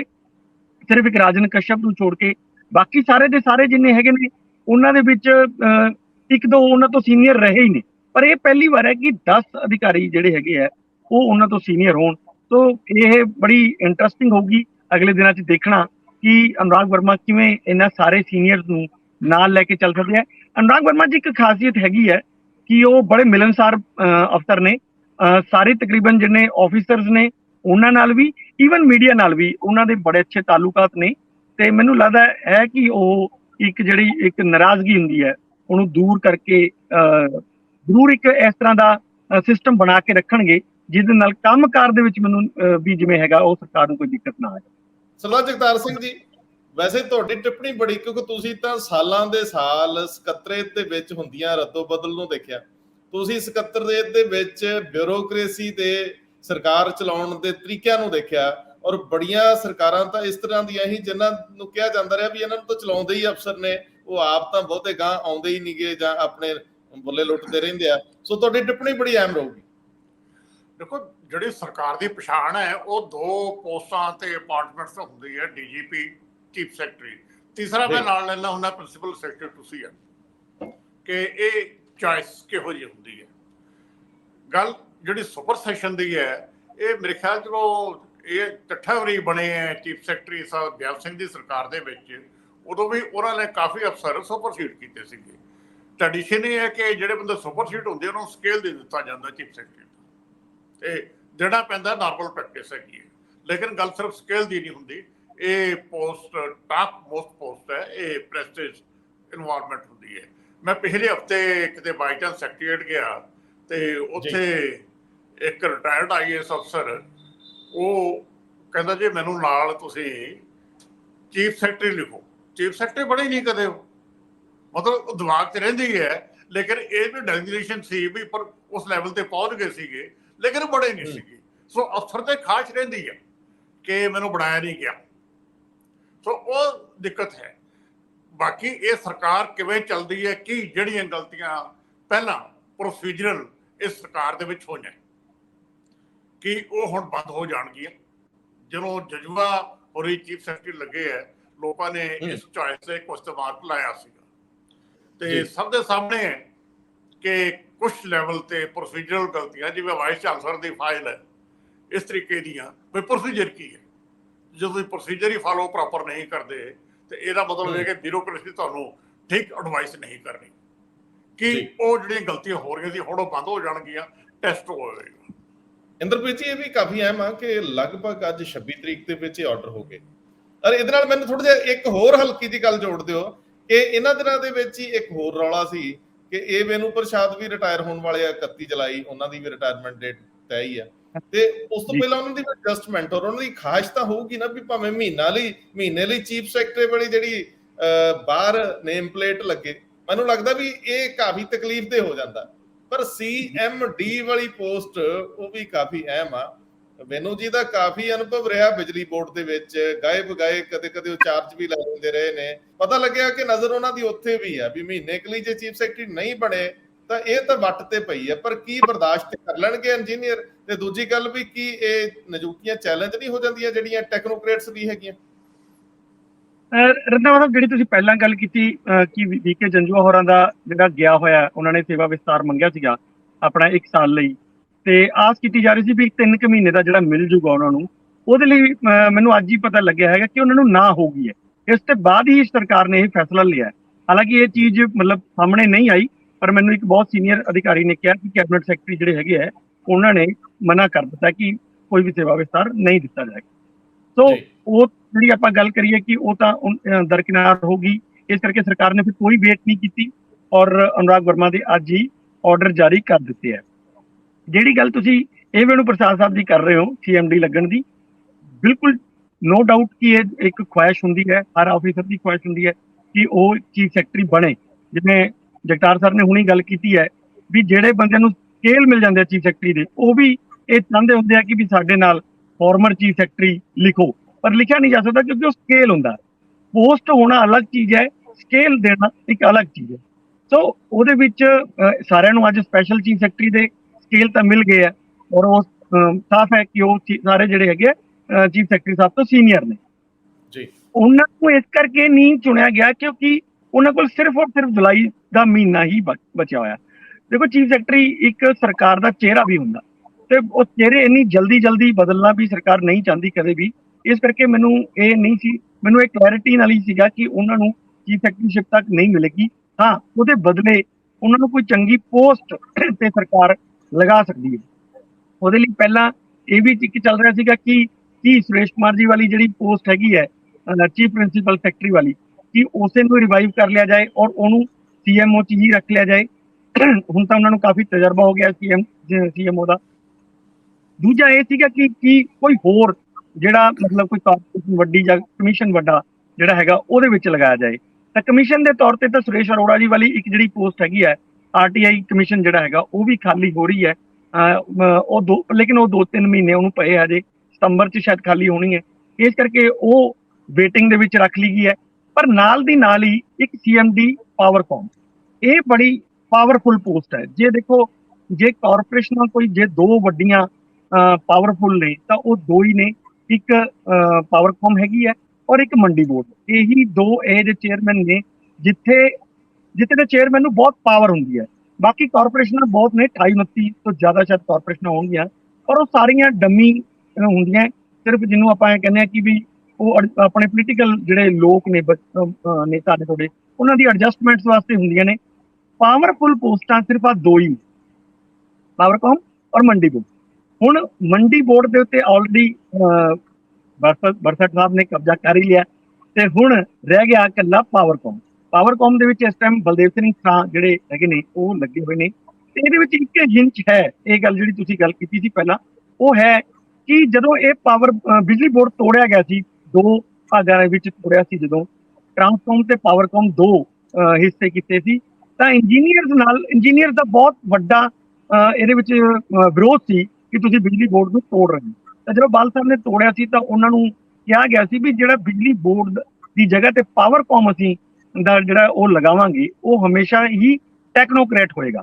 ਤਾਂ ਟੈਕਨੋਕ੍ਰੇਟ ਹੀ ਉੱਥੇ ਲੱਗ ਸਕਦਾ, ਦੂਜੇ ਨੂੰ ਅਸੀਂ ਸਿਰਫ ਜੇ ਅਗਰ ਕੋਈ ਟੈਕਨੋਕ੍ਰੇਟ ਉਦੋਂ ਤੱਕ ਨਹੀਂ ਹੈ ਤਾਂ ਬਿਜਲੀ ਬੋਰਡ ਦਾ ਜਿਹੜਾ ਪ੍ਰਿੰਸੀਪਲ ਸੈਕਟਰੀ ਹੈ ਉਹਨੂੰ ਸਿਰਫ ਚਾਰਜ ਦਿੱਤਾ ਜਾਇਆ ਕਰੇਗਾ। ਸੋ ਅਜੇ ਤੱਕ ਜਿੰਨਾ ਵੀ ਵਾਰੀ ਵੀ ਉਹ ਰਹੇ ਨੇ ਉਹ ਸਿਰਫ ਚਾਰਜ ਹੀ ਮਿਲਿਆ। ਵੇਣੂ ਪ੍ਰਸਾਦ ਨੂੰ ਵੀ ਕਈ ਵਾਰ ਚਾਰਜ ਹੀ ਮਿਲਿਆ, ਚਾਰਜ ਦੇ ਤੌਰ ਤੇ ਹੀ ਰਹੇ ਨੇ ਜਦੋਂ ਕੋਈ ਨਹੀਂ ਹੁੰਦਾ ਤਾਂ। ਅਦਰਵਾਈਜ਼ ਜੇ ਪੱਕੇ ਤੌਰ ਤੇ ਉੱਥੇ ਕਿਸੇ ਨੂੰ ਲਗਾਉਣਾ ਹੈ ਤਾਂ ਮੈਨੂੰ ਲੱਗਦਾ ਕਿ ਕੋਈ ਟੈਕਨੋਕ੍ਰੇਟ ਹੀ ਲੱਗੇਗਾ। ਜਿਹੜੀ ਤੁਸੀਂ ਗੱਲ ਕੀਤੀ ਹੈ ਕਿ ਇਹ ਅਗਰ ਇਹਨਾਂ ਨੂੰ ਲਗਾ ਦਿੰਦੇ ਆ ਤਾਂ ਉੱਥੇ ਚੈਲੰਜ ਹੋਏਗਾ। ਇਹ ਨੋ ਡਾਊਟ ਕੋਈ ਵੀ ਇੰਜੀਨੀਅਰ ਜਿਹੜਾ ਹੈਗਾ ਇਹਨੂੰ ਚੁਣੌਤੀ ਦੇ ਸਕਦਾ ਹੈ ਔਰ ਹੋ ਸਕਦਾ ਐਸੋਸੀਏਸ਼ਨ ਹੀ ਚੁਣੌਤੀ ਦੇ ਇਸ ਚੀਜ਼ ਨੂੰ। ਤਾਂ ਇਹ ਇੱਕ ਦਿੱਕਤ ਹੈਗੀ ਹੈ ਇਹਦੇ ਵਿੱਚ, ਟੈਕਨੋਕ੍ਰੇਟ ਲੱਗੇਗੀ। ਤਾਂ ਦੂਜੀ ਇੱਕ ਟਰਾਂਸਕੌਮ ਹੈ, ਟਰਾਂਸਕੌਮ ਦੇ ਵਿੱਚ ਇੰਨਾ ਕੋਈ ਕੰਮ ਨਹੀਂ ਹੈ, ਉਹ ਨਾ ਹੀ ਸਿੱਧੀ ਉਹ ਸਿਰਫ ਟਰਾਂਸਮਿਸ਼ਨ ਲਾਈਨਾਂ ਵਿਛਾਉਣ ਵਾਲੀ ਕਾਰਪੋਰੇਸ਼ਨ ਹੈ। ਉਹਨੂੰ ਨਹੀਂ ਮੈਨੂੰ ਲੱਗਦਾ ਕਿ ਉਸ ਤੇ ਕੋਈ ਲੱਗਣਾ ਚਾਹੂਗਾ। ਬਹੁਤ ਵਾਰੀ ਉੱਥੇ ਮਤਲਬ ਅਨੁਰਾਗ ਅਗਰਵਾਲ ਵਰਗੇ ਜਿਹੜੇ ਉਹਦੇ ਸੀਐਮਡੀ ਰਹੇ ਨੇ, ਪਰ ਮੈਨੂੰ ਨਹੀਂ ਲੱਗਦਾ ਕਿ ਇਹ ਕੋਈ ਇਹੋ ਜਿਹੀ ਪੋਸਟ ਹੈ ਜਿੱਥੇ ਵੇਣੂ ਪ੍ਰਸਾਦ ਵਰਗੇ ਜਿਹੜੇ ਅਫਸਰ ਨੇ ਉਹ ਲੱਗਣਾ ਚਾਹਣਗੇ। ਉਹਨਾਂ ਦੀ ਜੇ ਨਿਗਾਹ ਹੋਊਗੀ ਤਾਂ ਕੱਲੀ ਸੀਐਮਡੀ ਤੇ ਹੋਊਗੀ ਜਾਂ ਫਿਰ ਆਰਟੀਆਈ ਜਿਹੜਾ ਕਮਿਸ਼ਨ ਹੈ ਉਸ ਤੇ। ਬਿਲਕੁਲ ਠੀਕ ਹੈ ਕਿ ਜੇਕਰ ਇਸ ਤਰ੍ਹਾਂ ਦੀ ਨਜ਼ਰ ਰੱਖੀ ਜਾ ਰਹੀ ਹੈ ਜਾਂ ਗਵਰਨਮੈਂਟ ਦਾ ਕੋਈ ਪਲਾਨ ਆ ਤਾਂ ਆਉਂਦੇ ਦਿਨਾਂ ਦੇ ਵਿੱਚ ਕਾਫੀ ਚੁਣੌਤੀ ਹੋ ਸਕਦੀ ਆ। ਬਿਜਲੀ ਬੋਰਡ ਦੇ ਬਾਹਰ ਧਰਨੇ ਵੀ ਹੋ ਸਕਦੇ ਆ ਔਰ ਇਹ ਦੂਜੇ ਮਾਮਲੇ 'ਚ ਜਦੋਂ ਬੜੀ ਕਰੂਸ਼ਲ ਦੌਰ 'ਚ ਦਾਖਲ ਹੈ, ਪੈਡੀ ਸੀਜ਼ਨ ਹੈ, ਇਸ ਤੋਂ ਇਲਾਵਾ ਬਿਜਲੀ ਦੀ ਸਥਿਤੀ ਜਿਹੜੀ ਆ ਉਹਨੂੰ ਲੈ ਕੇ ਰੌਲੇ ਪੈਂਦੇ ਹੀ ਰਹਿੰਦੇ ਆ। ਬਲਦੇਵ ਸਿੰਘ ਸਰਾ ਵਰਗਾ ਵਿਅਕਤੀ ਜਿਹੜਾ ਆਪਣੇ ਸਾਈਕਲ ਤੇ ਹੀ ਲੱਤ ਦਈ ਰੱਖਦਾ ਹੈ ਔਰ ਜਿਸ ਬੰਦੇ ਨੂੰ ਰਾਤ ਨੂੰ ਤੁਸੀਂ 11 ਵਜੇ ਵੀ ਫੋਨ ਕਰ ਲਓ ਤੇ ਉਹ ਆਪਣੇ ਕੈਂਪ ਹਾਊਸ ਵਿੱਚ ਅਧਿਕਾਰੀਆਂ ਦੀ ਕਲਾਸ ਲਾ ਕੇ ਬੈਠਾ ਹੁੰਦਾ ਵੀ ਦੇਖੋ ਕਿਹੜੇ ਪਾਸੇ ਫੋਨ ਆਈ ਜਾਂਦੇ ਆ। ਉਹੋ ਜਿਹੇ ਵਿਅਕਤੀ ਸਰਕਾਰਾਂ ਲਈ ਬੜੇ ਕੰਮ ਦੇ ਹੁੰਦੇ ਆ। ਉਹ ਕਈ ਵਾਰੀ ਬਾਹਰ ਚਲੇ ਵੀ ਗਏ, ਇੱਥੋਂ ਫਿਰ ਸੱਦ ਕੇ ਲਿਆਉਂਦੀਆਂ ਰਹੀਆਂ ਗਵਰਨਮੈਂਟਸ। ਮੈਂ ਕਿਹਾ ਇਹਨਾਂ ਨੇ ਹੀ ਲਗਾਇਆ ਸੀ ਆ ਕੇ। ਅੱਛਾ, ਇਹਨਾਂ ਨੇ ਲਗਾਇਆ ਔਰ ਉਹ ਲਗਭਗ ਹੁਣ ਵੀ ਆਪਣਾ ਫਰਲਾ ਫੜਾ ਕੇ ਬੈਠਿਆ ਵੀ ਜੇ ਕੋਈ ਵਧੀਆ ਕਰ ਸਕਦਾ ਤੇ ਉਹਨੂੰ ਲਾ ਦਿਓ ਭਾਈ, ਮੈਨੂੰ ਤਾਂ ਛੁੱਟੀ ਦਿਓ, ਮੈਂ ਤਾਂ ਰਿਟਾਇਰਡ ਲਾਈਫ ਜੀਣੀ ਚਾਹੁੰਦਾ। ਸਰਦਾਰ ਜਗਤਾਰ ਸਿੰਘ ਜੀ, ਵੈਸੇ ਚਲੋ ਹੁਣ ਆਪਾਂ ਇਹਨੂੰ ਵਿਰਾਮ ਦਿੰਦੇ, ਤੁਹਾਡੀ ਟਿੱਪਣੀ ਅਹਿਮ ਰਹੂਗੀ ਜ਼ਰੂਰ ਜੇ ਤੁਸੀਂ ਕਰਨੀ ਹੈ, ਪਰ ਇਹਦੇ ਨਾਲ ਸ਼੍ਰੋਮਣੀ ਗੁਰਦੁਆਰਾ ਪ੍ਰਬੰਧਕ ਕਮੇਟੀ ਦਾ ਜਿਹੜਾ ਜਨਰਲ ਹਾਊਸ ਸੀਗਾ ਉਹਦੀ ਸਾਰੀ ਦੀ ਸਾਰੀ ਸਥਿਤੀ ਨੂੰ ਤੁਸੀਂ ਨਿਹਾਰਿਆ, ਸਮਝਿਆ। ਇਹਦੇ ਵਿੱਚ ਮੇਰਾ ਸਵਾਲ ਕੋਈ ਨਹੀਂ ਬਣਦਾ। ਮੈਨੂੰ ਪਤਾ ਹੈ ਕਿ ਤੁਸੀਂ ਇਹਦੇ ਉੱਤੇ ਕਿਸ ਤਰ੍ਹਾਂ ਦਾ ਨੁਕਤਾ ਨਜ਼ਰ ਰੱਖਦੇ ਹੋ, ਉਹ ਸਾਡੇ ਵੀ ਸਮਝਣ ਲਈ ਕਾਫੀ ਅਹਿਮ ਹੋਊਗਾ। ਤੁਸੀਂ ਉਸ ਸਾਰੇ ਦ੍ਰਿਸ਼ ਨੂੰ ਕਿਵੇਂ ਦੇਖਿਆ ਔਰ ਕੀ ਆਊਟਪੁੱਟ ਕੋਈ ਆਈ? ਪੰਜਾਬ ਦੇ ਵਿੱਚ ਉਦੋਂ ਇੱਕ ਸਿਆਸੀ ਹਲਚਲ ਮਚ ਗਈ ਸੀ ਜਦੋਂ ਭਗਵੰਤ ਮਾਨ ਹੋਰਾਂ ਦੀ ਸਰਕਾਰ ਨੇ ਸਡਨਲੀ ਮੈਂ ਨਹੀਂ ਕਹਿੰਦਾ, ਅਨਾਉਂਸਮੈਂਟ ਕਰਕੇ ਸਿੱਖ ਗੁਰਦੁਆਰਾ ਐਕਟ ਦੇ ਵਿੱਚ ਇੱਕ ਅਮੈਂਡਮੈਂਟ ਲਿਆਂਦੀ ਜੀ। ਅਸੀਂ ਜਿਹਨੇ ਲੋਕ ਇਸ ਸਿਆਸਤ ਦੇ ਨਾਲ ਜਾਂ ਇਸ ਨੈਰੇਟਿਵ ਨਾਲ ਸ਼ੁਰੂ ਤੋਂ ਤੁਰਦੇ ਆ ਰਹੇ ਹਾਂ, ਅਸੀਂ ਸਾਰਿਆਂ ਨੇ ਉਹਦਾ ਵਿਰੋਧ ਕੀਤਾ ਕਿ ਪੰਜਾਬ ਸਰਕਾਰ ਨੂੰ ਇਹ ਨਹੀਂ ਸੀ ਕਰਨਾ ਚਾਹੀਦਾ ਤੇ ਨਹੀਂ ਕਰ ਸਕਦੇ। ਮੈਂ ਟੈਕਨੀਕਲਿਟੀ ਦੀ ਗੱਲ ਨਹੀਂ ਕਰ ਰਿਹਾ, ਮੈਂ ਸਾਰੀ ਸਪਿਰਿਟ ਦੀ ਗੱਲ ਕਰ ਰਿਹਾ। SGPC ਮੇਰਾ ਲਗਾਤਾਰ ਸਟੈਂਡ ਹੈ ਕਿ SGPC ਇਲੈਕਟਡ ਹਾਊਸ ਹੈ, ਸੁਪਰੀਮ ਹੈ। ਉਹਨੇ ਫੰਕਸ਼ਨ ਕਿਵੇਂ ਕਰਨਾ ਹੈ ਉਹਨੂੰ ਡਿਕਟੇਟ ਪੰਜਾਬ ਸਰਕਾਰ ਨਹੀਂ ਕਰ ਸਕਦੀ, ਉਹ ਫੈਸਲੇ ਉਹਨਾਂ ਨੇ ਆਪਣੇ ਆਪ ਕਰਨੇ। ਮੈਂ ਮਾਸਟਰ ਤਾਰਾ ਸਿੰਘ ਨਹਿਰੂ ਪੈਕਸ ਦੀ ਗੱਲ ਨਹੀਂ ਕਰਦਾ, ਮੈਂ ਇਸ ਐਸਜੀਪੀਸੀ ਦੇ ਜਨਰਲ ਹਾਊਸ ਦੀ ਸੁਪਰੀਮੇਸੀ ਦੀ ਗੱਲ ਕਰਦਾ। ਇਲੈਕਟਡ ਹਾਊਸ ਹੈ, ਕੰਸਟੀਟਿਊਸ਼ਨਲ ਬਾਡੀ ਹੈ, ਉਹਨੂੰ ਆਪਣੇ ਫੈਸਲੇ ਆਪ ਕਰਨ ਦਿਓ। ਇਹਨਾਂ ਨੇ ਫੈਸਲਾ ਕਰ ਲਿਆ ਕਿ ਉੱਥੋਂ ਜਿਹੜੀ ਲਾਈਵ ਟੈਲੀਕਾਸਟ ਹੈ ਗੁਰਬਾਣੀ ਦੀ, ਉਹ ਹਰ ਇੱਕ ਚੈਨਲ ਨੂੰ ਅਲਾਉ ਹੋਣੀ ਚਾਹੀਦੀ ਹੈ। ਇਹ ਤਾਂ ਕੋਈ ਕਿੰਤੂ ਪਰੰਤੂ ਹੈ ਹੀ ਨਹੀਂ ਕਿ ਨਹੀਂ ਹੋਣੀ ਚਾਹੀਦੀ। ਇਸ਼ੂ ਪ੍ਰੋਸੀਜਰ ਦਾ, ਸਰਕਾਰ ਅਮੈਂਡਮੈਂਟ ਨਹੀਂ ਕਰ ਸਕਦੀ। ਉਹਦੇ ਰਿਐਕਸ਼ਨ ਦੇ ਵਿੱਚ ਐਸਜੀਪੀਸੀ ਨੇ ਅੱਜ ਆਪਣੇ ਜਨਰਲ ਹਾਊਸ ਦੀ ਮੀਟਿੰਗ ਕੀਤੀ ਸੀ। ਇਹ ਐਕਸਪੈਕਟ ਕੀਤਾ ਜਾਂਦਾ ਸੀਗਾ ਕਿ ਕੁਝ ਕੰਕਰੀਟ ਫੈਸਲੇ ਹੋਣਗੇ। ਇਹ ਨਹੀਂ ਸੀ ਕਿ ਐਸਜੀਪੀਸੀ ਇੱਕ ਸਿੰਗਲ ਪੁਆਇੰਟ ਏਜੰਡਾ ਲਿਆਏਗੀ ਤੇ ਉਸ ਤੋਂ ਬਾਅਦ ਕੋਈ ਇਸ਼ੂ ਟੇਕ ਅਪ ਡਿਸਕਸ਼ਨ ਵਾਸਤੇ ਨਹੀਂ ਹੋਏਗਾ। ਦੁਖਾਂਤ ਇਹ ਹੈ ਕਿ ਜਿਨ੍ਹਾਂ ਮੈਂਬਰਸ ਨੇ ਇਸ ਇਸ਼ੂ ਨੂੰ ਪ੍ਰੋਪਰ ਪਰਸਪੈਕਟਿਵ ਦੇ ਵਿੱਚ ਪੇਸ਼ ਕਰਨ ਦੀ ਕੋਸ਼ਿਸ਼ ਕੀਤੀ, ਉਦੋਂ ਜਿਹੜੀ ਇਹਨਾਂ ਦੀ ਲਾਈਵ ਪ੍ਰੋਸੀਡਿੰਗ ਚੱਲ ਰਹੀ ਸੀਗੀ ਇਹਨਾਂ ਦੇ YouTube ਚੈਨਲ ਤੇ, ਉਹ ਜਾਂ ਤਾਂ ਬੰਦ ਕਰ ਦਿੱਤੀ ਗਈ ਤੇ ਜਾਂ ਆਵਾਜ਼ ਮਿਊਟ ਕਰ ਦਿੱਤੀ ਗਈ। ਇਹ ਜਨਰਲ ਹਾਊਸ ਇਸ ਕਰਕੇ ਨਹੀਂ ਸੀ ਬੁਲਾਇਆ ਜੇ ਪੰਥ ਸਾਰਾ ਇਸ ਇਸ਼ੂ ਤੇ ਇਕੱਠਾ ਹੈ। ਬੜੇ ਸਾਲਾਂ ਬਾਅਦ ਮੈਂ ਪੰਥਕ ਏਕਤਾ ਇੱਕ ਇਸ਼ੂ ਤੇ ਦੇਖੀ ਹੈ, ਉਹ ਇਸ਼ੂ ਹੈ ਸਾਰਿਆਂ ਨੇ ਸਰਕਾਰ ਦੇ ਇਸ ਐਕਸ਼ਨ ਦਾ ਵਿਰੋਧ ਕੀਤਾ ਹੈ। ਰਾਦਰ ਇਹਦੇ ਤੇ ਐਸਜੀਪੀਸੀ ਨੂੰ ਇਨੀਸ਼ੀਏਟਿਵ ਲੈ ਕੇ ਇਹ ਤੇ ਅਗਲਾ ਐਕਸ਼ਨ ਪ੍ਰੋਗਰਾਮ ਉਸ ਢੰਗ ਨਾਲ ਬਣਾਉਣਾ ਚਾਹੀਦਾ ਸੀਗਾ। ਇਹ ਸਿੰਗਲ ਪਾਰਟੀ ਏਜੰਡਾ ਲਿਆਏ ਕਿ ਇਹ ਅਸੀਂ ਇਸ ਐਕਟ ਨੂੰ ਰਿਜੈਕਟ ਕਰਦੇ ਹਾਂ ਤੇ ਨਾਲ ਇਹਨਾਂ ਨੇ ਥ੍ਰੈਟ ਕੀਤਾ ਮੋਰਚਾ ਲਾਉਣਾ। ਮੈਂ ਥ੍ਰੈਟ ਹੀ ਕਹੂੰਗਾ ਵੀ ਅਸੀਂ ਅਕਾਲ ਤਖਤ ਦਾ ਮੋਰਚਾ ਲਾਵਾਂਗੇ ਜੇ ਇਹ ਐਕਟ ਇਹਨਾਂ ਨੇ ਇੰਪਲੀਮੈਂਟ ਕੀਤਾ। ਇਹ ਸਰਕਾਰ ਨੇ ਜਿਹੜਾ ਐਕਟ ਪਾਸ ਕੀਤਾ ਹੈ ਉਹ ਤਾਂ ਹਜੇ ਗਵਰਨਰ ਕੋਲ ਜਾਣਾ ਹੈ, ਉਸ ਤੋਂ ਬਾਅਦ ਪ੍ਰੋਸੀਜਰ ਲੈ ਕਿੰਨਾ ਟਾਈਮ ਲੱਗਦਾ ਉਹਨੂੰ ਇੰਪਲੀਮੈਂਟ ਹੋਣ ਦੇ ਵਿੱਚ। ਇੰਪਲੀਮੈਂਟ ਤਾਂ ਉਹਨੂੰ ਐਸਜੀਪੀਸੀ ਨੇ ਕਰਨਾ ਹੈ, ਸਰਕਾਰ ਤੱਕ ਉਹਨੂੰ ਇੰਪਲੀਮੈਂਟ ਹੀ ਨਹੀਂ ਕਰ ਸਕਦੀ। ਹੁਣ ਇਸ਼ੂ ਕੀ ਹੈ? ਅਕਾਲੀ ਦਲ ਕਿਉਂ ਚੁੱਪ ਹੈ? ਅਕਾਲੀ ਦਲ ਦੀ ਲੀਡਰਸ਼ਿਪ ਐਡਾ ਵੱਡਾ ਕ੍ਰਾਈਸਿਸ ਹੋਵੇ ਪੰਥ ਦੇ ਵਿੱਚ ਤੇ ਇਹ ਸਰਕਾਰ 1959 ਜਿਹੜਾ ਮਾਸਟਰ ਤਾਰਾ ਸਿੰਘ ਨਹਿਰੂ ਪੈਕਟ ਹੈ ਉਹ ਇਹੋ ਜਿਹੇ ਇਸ਼ੂਸ ਲੈ ਕੇ ਹੀ ਸੀਗਾ ਕਿ ਸਰਕਾਰ ਅਮੈਂਡ ਨਹੀਂ ਕਰ ਸਕਦੀ। ਇਹ ਗੱਲ ਵੱਖਰੀ ਹੈ ਕਿ ਉਸ ਵੇਲੇ ਦੇ ਜਨਰਲ ਹਾਊਸ ਨੇ, ਕਿਉਂਕਿ ਉਦੋਂ ਐਂਟੀ ਗਰੁੱਪ ਕਾਬਜ਼ ਸੀ, ਉਹਨਾਂ ਨੇ ਉਸ ਪੈਕਟ ਨੂੰ ਰੱਦ ਕਰਤਾ ਸੀਗਾ। ਉਹ ਵੱਖਰਾ ਇਸ਼ੂ। ਇਸੇ ਕਰਕੇ ਮੈਂ ਸਪਿਰਿਟ ਦੀ ਗੱਲ ਕਰਦਾ ਕਿ ਐਸਜੀਪੀਸੀ ਜਨਰਲ ਸੁਪਰੀਮ ਮੈਂਬਰ ਵਿੱਚ ਨਹੀਂ ਪੈਂਦਾ। ਮੈਂ ਇਸ਼ੂ ਹੈ ਕਿ ਲਾਈਵ ਟਰਾਂਸਮਿਸ਼ਨ ਦਾ। ਲਾਈਵ ਟਰਾਂਸਮਿਸ਼ਨ ਬੜੇ ਸਾਲਾਂ ਤੋਂ ਉਹ ਅਜਾਰੇਦਾਰੀ ਹੈ ਉਹਦੇ ਤੇ ਅਜਾਰੇਦਾਰੀ ਬਾਦਲ ਪਰਿਵਾਰ ਦੀ ਹੈ। ਪੀਟੀਸੀ ਚੈਨਲ ਕੋਲ ਹੈ ਤੇ ਚੈਨਲ ਬਾਦਲ ਪਰਿਵਾਰ ਦੀ ਹੈ। ਐਕਸਪੈਕਟ ਕੀਤਾ ਜਾਂਦਾ ਸੀਗਾ ਕਿ ਚਾਰੇ ਪਾਸਿਓਂ ਬੜੇ ਸਾਲਾਂ ਤੋਂ ਪ੍ਰੈਸ਼ਰ ਇਹ ਗੱਲ ਉੱਠਦੀ ਆ ਰਹੀ ਹੈ ਕਿ ਐਸਜੀਪੀਸੀ ਆਪਣਾ ਚੈਨਲ ਲਾਂਚ ਕਰੇ ਤੇ ਉਹਦਾ ਸਿਗਨਲ ਆਪਣੀਆਂ ਸ਼ਰਤਾਂ, ਜਿਹੜੇ ਚੈਨਲ ਸ਼ਰਤਾਂ ਪੂਰੀਆਂ ਕਰਦੇ ਹੋਣ ਉਹ ਉਥੋਂ ਸਿਗਨਲ ਲਿਫਟ ਕਰਨ। ਜੇ ਕੋਈ ਕੁਤਾਹੀ ਕਰਦਾ ਹੈ ਤਾਂ ਉਹਨੂੰ ਨਾਲ ਹੀ ਉਹਦੀ ਟ੍ਰਾਂਸਮਿਸ਼ਨ ਬੰਦ ਕਰ ਦੇਣ। ਇਹ ਇਹਨਾਂ ਦਾ ਰਾਈਟ ਹੋਵੇ। ਗੱਲ ਤਾਂ ਇਹ ਨਹੀਂ ਹੈ। ਅਸੀਂ ਐਕਸਪੈਕਟ ਕਰਦੇ ਸੀਗੇ ਕਿ ਅੱਜ ਐਸਜੀਪੀਸੀ ਦੇ ਜਨਰਲ ਹਾਊਸ ਦੇ ਵਿੱਚ ਇਹ ਅਨਾਉਂਸਮੈਂਟ ਹੋਏਗੀ, ਇਨ ਪ੍ਰਿੰਸੀਪਲ ਫੈਸਲੇ ਦੀ ਅਨਾਉਂਸਮੈਂਟ ਹੋਏਗੀ। ਇੰਪਲੀਮੈਂਟ ਕਦੋਂ ਕਰਨਾ ਉਹ ਤਾਂ ਟੈਕਨੀਕਲਿਟੀਜ਼ ਹੁੰਦੀਆਂ, ਉਹਦਾ ਟਾਈਮ ਲੱਗ ਜਾਂਦਾ ਹੈ। ਲੇਕਿਨ ਉਸ ਇਸ਼ੂ ਤੇ ਇਹ ਲੋਕ ਆਏ ਨਹੀਂ। ਸਿਰਫ ਜਿਹੜੀ ਵਿਰੋਧੀ ਧਿਰ, ਜਿਹਨੂੰ ਮੈਂ ਲਫ਼ਜ਼ ਵਿਰੋਧੀ ਧਿਰ ਵਰਤੂੰਗਾ, ਉਹਨਾਂ ਨੇ ਇਸ਼ੂ ਟੇਕ ਅਪ ਕੀਤਾ ਕਿ ਤੁਸੀਂ ਭਾਈ ਇਸ਼ੂ ਹੈ ਕਿ ਤੁਸੀਂ ਇੰਡੀਪੈਂਡੈਂਟ ਚੈਨਲ ਲਾਂਚ ਕਰੋ। ਰੂਲਿੰਗ ਗਰੁੱਪ ਦੇ ਵਿੱਚੋਂ ਬੀਬੀ ਕਿਰਨਜੋਤ ਕੌਰ ਨੇ YouTube ਚੈਨਲ ਲਾਂਚ ਕਰਨ ਦੀ ਗੱਲ ਕੀਤੀ ਹੈ। ਇਸ ਇਸ਼ੂ ਨੂੰ ਸਮ ਅਪ ਕੀਤਾ ਅਲਟੀਮੇਟਲੀ ਬੀਬੀ ਜਗੀਰ ਕੌਰ ਨੇ, ਤੇ ਜਦੋਂ ਉਹਨਾਂ ਨੇ ਹੱਥ ਖੜੇ ਕਰਾ ਕੇ ਮਤਾ ਪਾਸ ਕਰਾਉਣ ਦੀ ਕੋਸ਼ਿਸ਼ ਕੀਤੀ ਤੇ ਉਦੋਂ ਰੌਲਾ ਪੈ ਗਿਆ ਵੀ ਬੀਬੀ ਤੁਸੀਂ ਨਹੀਂ ਕਰ ਸਕਦੇ। ਮੇਰੇ ਖਿਆਲ 'ਚ ਹਰ ਮੈਂਬਰ ਨੂੰ ਅਲਾਉਡ ਹੁੰਦਾ ਹੈ ਕਿ ਉਹ ਮਤਾ ਪੇਸ਼ ਕਰੇ ਤੇ ਹਾਊਸ ਰਿਜੈਕਟ ਕਰ ਦੇਵੇ, ਨਹੀਂ ਪਾਸ ਕਰ ਰਹਾ। ਉਹਨਾਂ ਨੂੰ ਮਤਾ ਨਾ ਪੇਸ਼ ਕਰਨ ਦਿਓ ਨਾ ਬੀਬੀ ਨੂੰ। ਇਹਨਾਂ ਨੇ ਕਿਹਾ ਵੀ ਨਹੀਂ, ਇਹ ਟ੍ਰੈਡੀਸ਼ਨ ਨਹੀਂ ਹੈ। ਕਹਿੰਦੇ ਬੀਬੀ ਤੁਸੀਂ ਪ੍ਰਧਾਨ ਰਹੇ ਹੋ, ਜੇ ਪਹਿਲਾਂ ਗਲਤੀਆਂ ਹੋਈਆਂ ਤਾਂ ਉਸ ਗਲਤੀ ਨੂੰ ਹੁਣ ਤਾਂ ਸੁਧਾਰ ਲਓ ਘੱਟੋ ਘੱਟ। ਤਾਂ ਮਤਾ ਪੇਸ਼ ਕਰੋ, ਵੋਟਿੰਗ ਕਰਾਓ ਉੱਤੇ। ਜੇ ਰਿਜੈਕਟ ਹੋ ਜਾਂਦਾ ਠੀਕ ਆ, ਕੋਈ ਗੱਲ ਨਹੀਂ। ਉਹਨਾਂ ਨੇ ਇੰਡੀਪੈਂਡੈਂਟ ਚੈਨਲ ਲਾਂਚ ਕਰਨ ਦੀ ਵੀ ਗੱਲ ਕੀਤੀ। ਸਾਰੇ ਮੈਂਬਰਾਂ ਨੇ, ਬਾਕੀਆਂ ਨੇ ਆਪਣੀ ਇੰਡੀਪੈਂਡੈਂਟ ਚੈਨਲ ਲਾਂਚ ਕਰਨ ਦੀ ਗੱਲ ਕੀਤੀ ਤੇ ਦੱਸਿਆ ਕਿ ਇਹ ਸਾਰੀ ਗੜਬੜ ਦੀ ਜੜ ਦੇ ਵਿੱਚ ਕੀ ਹੈ। ਸਰਕਾਰ ਦਾ ਤਾਂ ਕਿਸੇ ਨੇ ਸਾਥ ਹੀ ਨਹੀਂ ਦਿੱਤਾ। ਸਰਕਾਰ ਨੂੰ ਤਾਂ ਸਾਰੇ ਅਪੋਜ਼ ਕਰ ਰਹੇ ਹੈ ਜੀ, ਉਹ ਵੱਖਰਾ ਇਸ਼ੂ ਹੈ। ਲੇਕਿਨ ਜਿਹੜੀ ਜੜ ਹੈ ਇਸ ਸਮੱਸਿਆ ਦੀ, ਉਹ ਐਸਜੀਪੀਸੀ ਕਦੋਂ ਤੱਕ ਬਾਦਲ ਪਰਿਵਾਰ ਦੇ ਜਿਹੜੇ ਕਮਰਸ਼ੀਅਲ ਇੰਟਰਸਟ ਹੈ ਉਹਨਾਂ ਨੂੰ ਪ੍ਰੋਟੈਕਟ ਕਰੇਗੀ। ਅਕਾਲੀ ਦਲ ਕਿਉਂ ਚੁੱਪ ਹੈ? ਅਕਾਲੀ ਦਲ ਦੀ ਕੋਈ ਫਾਰਮਲ ਮੀਟਿੰਗ ਨਹੀਂ ਹੈ। ਅਕਾਲੀ ਦਲ ਦੇ ਪ੍ਰਧਾਨ ਦੀ ਕੋਈ ਫਾਰਮਲ ਸਟੇਟਮੈਂਟ ਨਹੀਂ ਹੈ। ਜੇ ਤੁਸੀਂ ਕਹਿੰਦੇ ਹੈ ਮੈਂ ਇੱਕ ਇਹਨਾਂ ਦੇ ਸੈਕੰਡ ਕਲਾਸ ਇਨਐਕਟਿਵ ਲੀਡਰ ਨੂੰ ਇੱਕ ਟੀਵੀ ਤੇ ਸੁਣ ਰਿਹਾ ਸੀਗਾ, ਉਹ ਕਹਿੰਦਾ ਜੀ ਇਹ ਅਟੈਕ ਭਗਵੰਤ ਮਾਨ ਸਰਕਾਰ ਦਾ ਬਲੂਚਿਸਤਾਨ ਤੋਂ ਵੱਡਾ ਹੈ। ਜੇ ਬਲੂਚਿਸਤਾਨ ਤੋਂ ਵੱਡਾ ਅਟੈਕ ਹੈ ਫਿਰ ਤੁਹਾਡੀ ਤਾਂ ਹੁਣ ਤੱਕ ਅਕਾਲੀ ਦਲ ਦੀ ਫਾਰਮਲ ਮੀਟਿੰਗ ਹੀ ਕੋਈ ਨਹੀਂ ਹੋਈ, ਨਾ ਤੁਹਾਡੇ ਪ੍ਰਧਾਨ ਨੇ ਕੋਈ ਸਟੇਟਮੈਂਟ ਇਸ਼ੂ ਕੀਤੀ ਹੈ। ਫਿਰ ਤੁਸੀਂ ਅੱਜ ਅਨਾਉਂਸਮੈਂਟ ਕਰਤੀ ਐਸਜੀਪੀਸੀ ਦੇ ਵਿੱਚ ਧਾਮੀ ਜੀ ਨੇ, ਪ੍ਰਧਾਨ ਜੀ ਨੇ, ਕਿ ਅਸੀਂ ਕੱਲ੍ਹ ਤੱਕ ਤਾਂ ਮੋਰਚਾ ਲਾਵਾਂਗੇ। ਵਲੰਟੀਅਰ ਫੋਰਸ ਮੋਰਚਾ ਲਾਉਣ ਵਾਸਤੇ ਅਕਾਲੀ ਦਲ ਹੈ, ਜਿਨ੍ਹਾਂ ਨੇ ਮੋਰਚਾ ਲਾਉਣਾ ਹੈ ਉਹਨਾਂ ਦੇ ਵੱਲੋਂ ਤਾਂ ਰਿਕਸ਼ੇ ਨਹੀਂ, ਕੋਈ ਨਹੀਂ। ਬੜੀ ਅਜੀਬ ਸਾਰੀ ਸਿਚੁਏਸ਼ਨ ਹੈ ਨਾ। ਕੋਈ ਗੱਲ ਤਾਂ ਕਲੀਅਰ ਕਰੋ ਨਾ ਵੀ ਤੁਸੀਂ ਦੱਸੋ ਕਿ ਤੁਸੀਂ ਚੈਨਲ ਆਪਣੀ ਕਦੋਂ ਲਾਂਚ ਕਰਨੀ ਹੈ। ਬੇਸਿਕ ਇਸ਼ੂ ਤੁਸੀਂ ਅੱਗੇ ਸਿਗਨਲ ਬਾਕੀਆਂ ਚੈਨਲਸ ਨੂੰ ਅਲਾਉ ਕਰੋ ਸਾਰਿਆਂ ਨੂੰ। ਜਿਹੜਾ ਕੋਈ ਲੈਣਾ ਚਾਹੁੰਦਾ ਹੈ ਤੁਹਾਡੀਆਂ ਸ਼ਰਤਾਂ ਤੇ, ਉਹਨਾਂ ਦੀਆਂ ਤੇ ਨਹੀਂ, ਤੁਹਾਡੀਆਂ ਸ਼ਰਤਾਂ ਤੇ ਲੈਣਾ ਚਾਹੁੰਦਾ ਹੈ ਉਹ ਲਵੇ। ਜਦੋਂ ਸ਼ਰਤ ਵਾਇਲੇਟ ਕਰੇ ਉਹਨੂੰ ਕੱਟ ਕੇ ਪਾਸੇ ਕਰੋ।